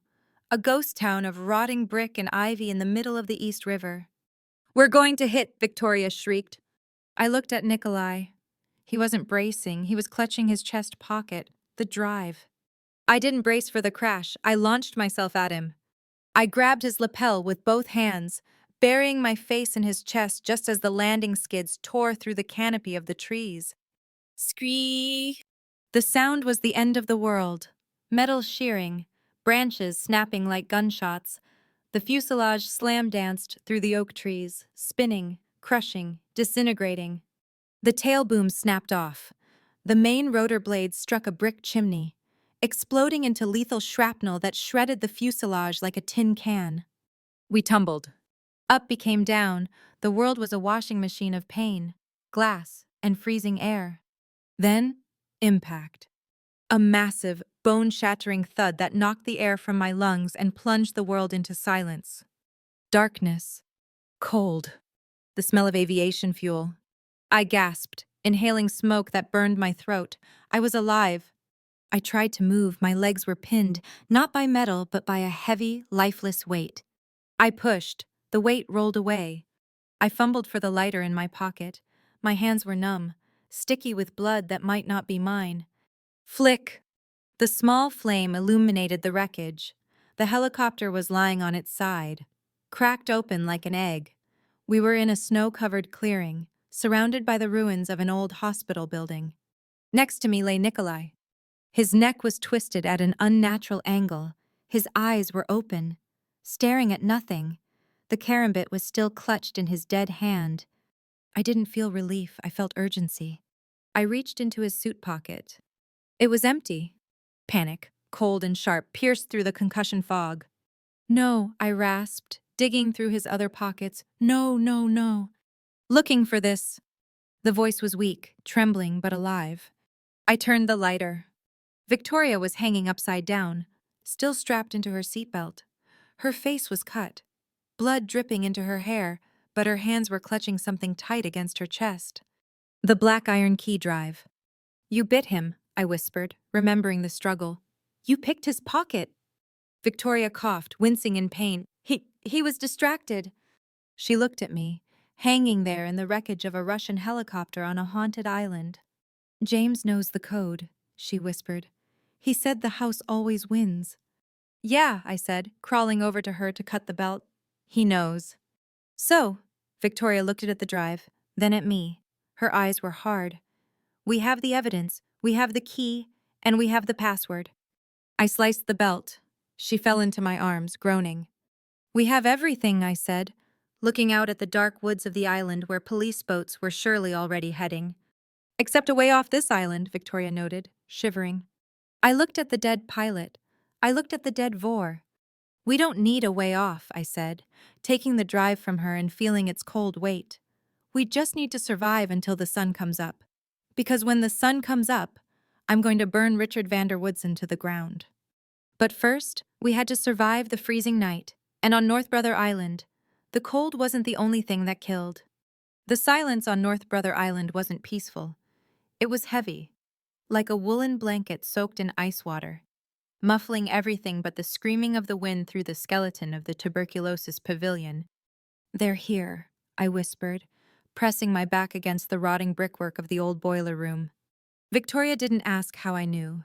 She just shivered, clutching the iron key drive to her chest as if it were a holy relic. She looked like a ghost in her torn designer dress, her face smeared with soot and dried blood, but her eyes were sharp.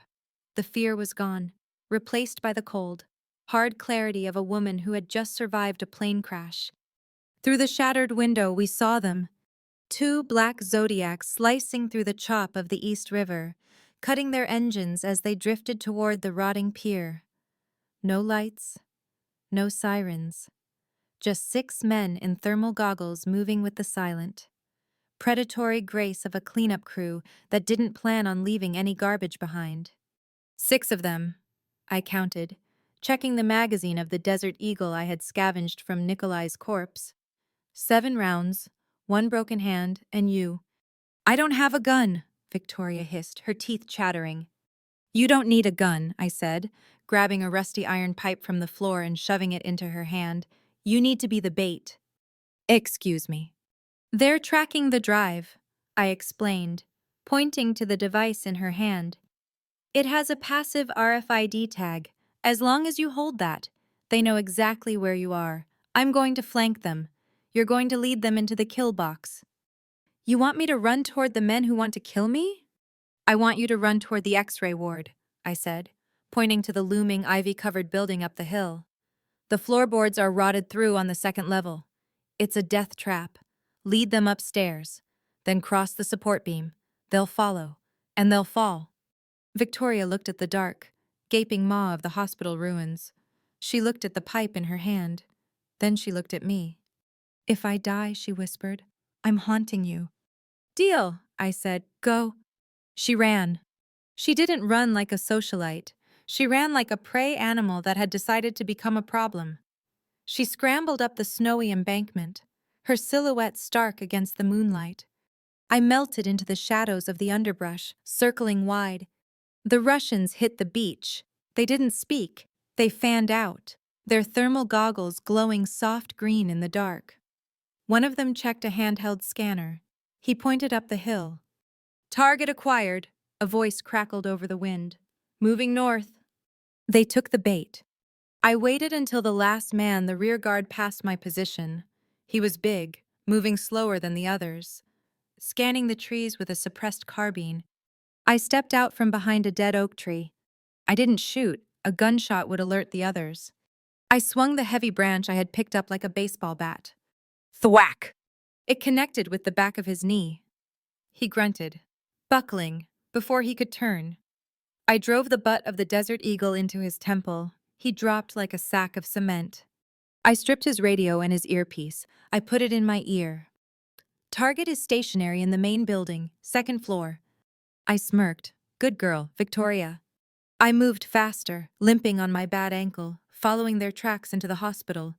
The inside of the building smelled of wet rot and century-old suffering. Peeling paint hung from the walls like dead skin.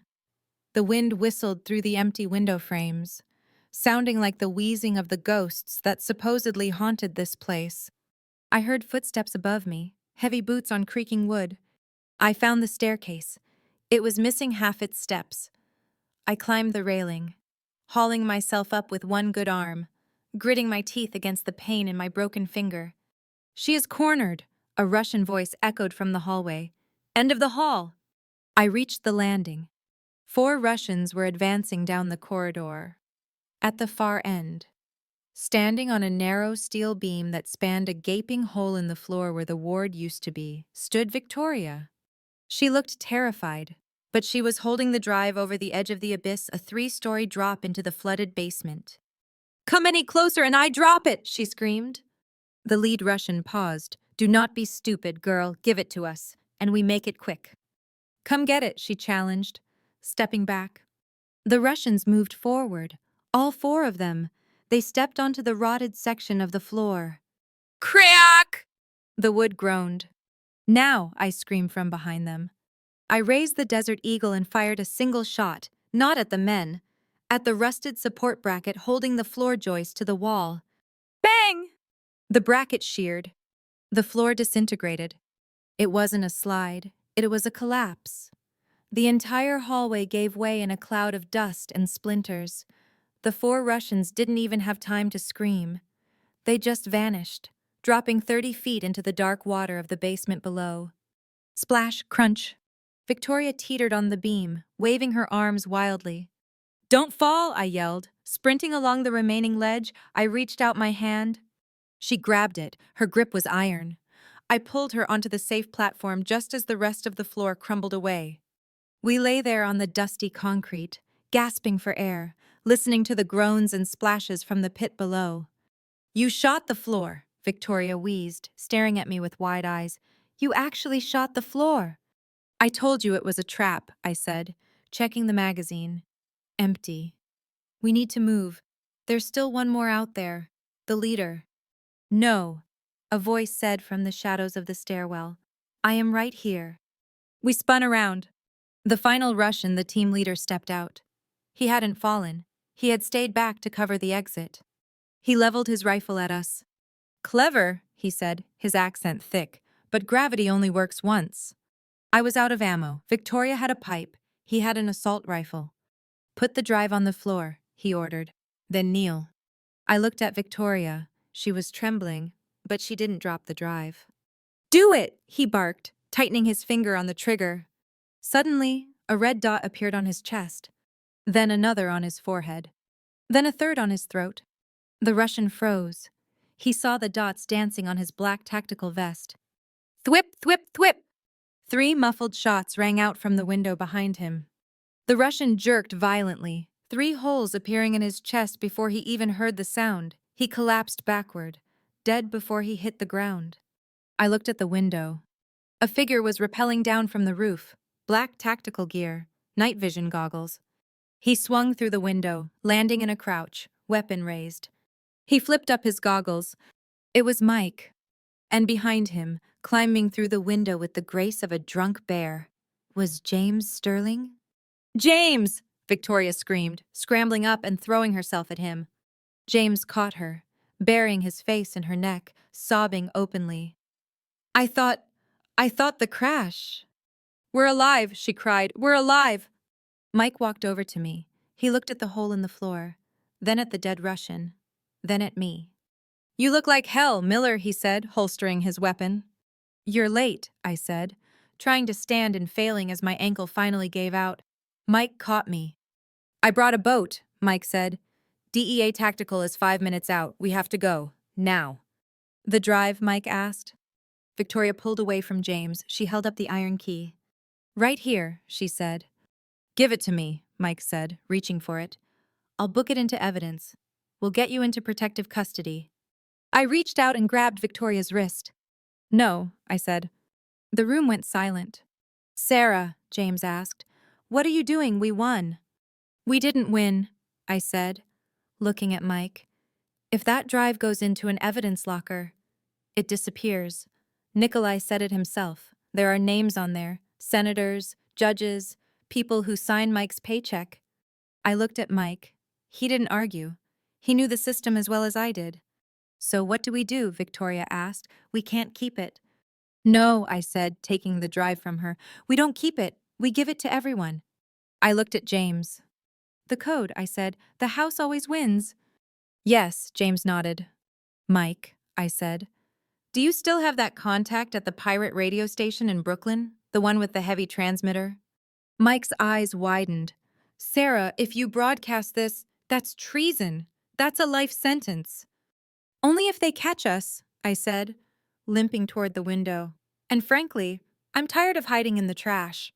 I looked at the group, the battered socialite, the rogue lawyer, the cop who was tired of the rules, and me. "We're not going to the DEA," I announced. "We're going to the transmitter. We're going to read every name on this list to the entire city of New York." "Tonight?" James asked. "Tonight." I smiled. A bloodied, dangerous smile. "The sun is coming up. Let's give them something to read with their morning coffee." The van hit a pothole on Flushing Avenue, sending a shockwave through the chassis that made my teeth rattle. But nobody complained. We were driving a stolen catering truck, smelling of stale bread and high-octane fear, racing the rising sun toward Greenpoint. "3 minutes to intercept," Mike shouted from the passenger seat, his laptop open on his knees, the screen glowing with a map of NYPD patrol cars swarming the grid. "They've flagged the boat. They know we're in Brooklyn." "Let them come," I said, gripping the wheel with my good hand, ignoring the throbbing ache in my ankle. "We just need to reach the tower." In the back, James and Victoria were huddled together on a stack of milk crates. They looked like refugees from a high society war tuxedo, shredded, silk dress ruined, faces smeared with the grime of the East River. But James was holding the iron key drive, and Victoria was holding a flashlight steady for him. "We're here," I announced, swerving the truck into an alleyway behind a derelict factory. Above us, rusted iron latticework climbed into the gray, pre-dawn sky, an old water tower that Mike's contact had converted into a pirate radio repeater during the Occupy Wall Street days. It was illegal. It was powerful. And it was the only microphone in the city that Richard Vander Woodson couldn't buy.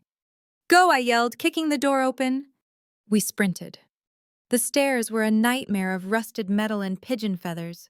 We climbed 4 flights, lungs burning, legs screaming. Mike kicked the roof access door open, and the wind hit us a cold, biting gust that carried the smell of the coming storm. "Hook it up," Mike ordered. Rushing to a weatherproof box bolted to the base of the antenna, he ripped the cover off, exposing a tangle of wires and a dusty mixing board. He plugged a cable into his laptop. "James, the drive." James stumbled forward, his hands shaking as he plugged the black USB stick into the port. The screen flashed red. "Voice authorization required." "Do it," I whispered. Watching the street below, blue lights were flashing at the end of the block. "They're here." James leaned into the laptop's microphone. He took a deep breath. He didn't look like a lawyer anymore. He looked like a man who was done negotiating. "The House always wins," he said, his voice clear and hard. "Processing? Decrypting? Access granted?" Thousands of files cascaded down the screen. Spreadsheets, emails, wire transfers, video logs. It wasn't just a drug ledger. It was an autopsy of the city's corruption. "We're live in 10 seconds, Mike said, his fingers flying across the keys. "I'm hijacking the emergency broadcast frequency. Every car radio, every police scanner, every TV in the tri-state area is going to hear this." He handed me the heavy, taped-up microphone. "You're the DJ, Sarah." Mike grinned, a fierce, wild look in his eyes. "What's the track?" I took the mic. I looked at James. I looked at Victoria. "The track is Justice," I said. Mike hit enter. Static, a sharp, high-pitched whine, then silence. "Good morning, New York," I said, my voice echoing across the city. "You don't know me, but you walk past me every day. I'm the woman who picks up your trash. I'm the invisible hand that cleans up your mess." In the distance, the sirens seemed to hesitate. "For 3 years, a poison called blue ice has been killing your children," I continued, watching the police cars stop at the factory gate.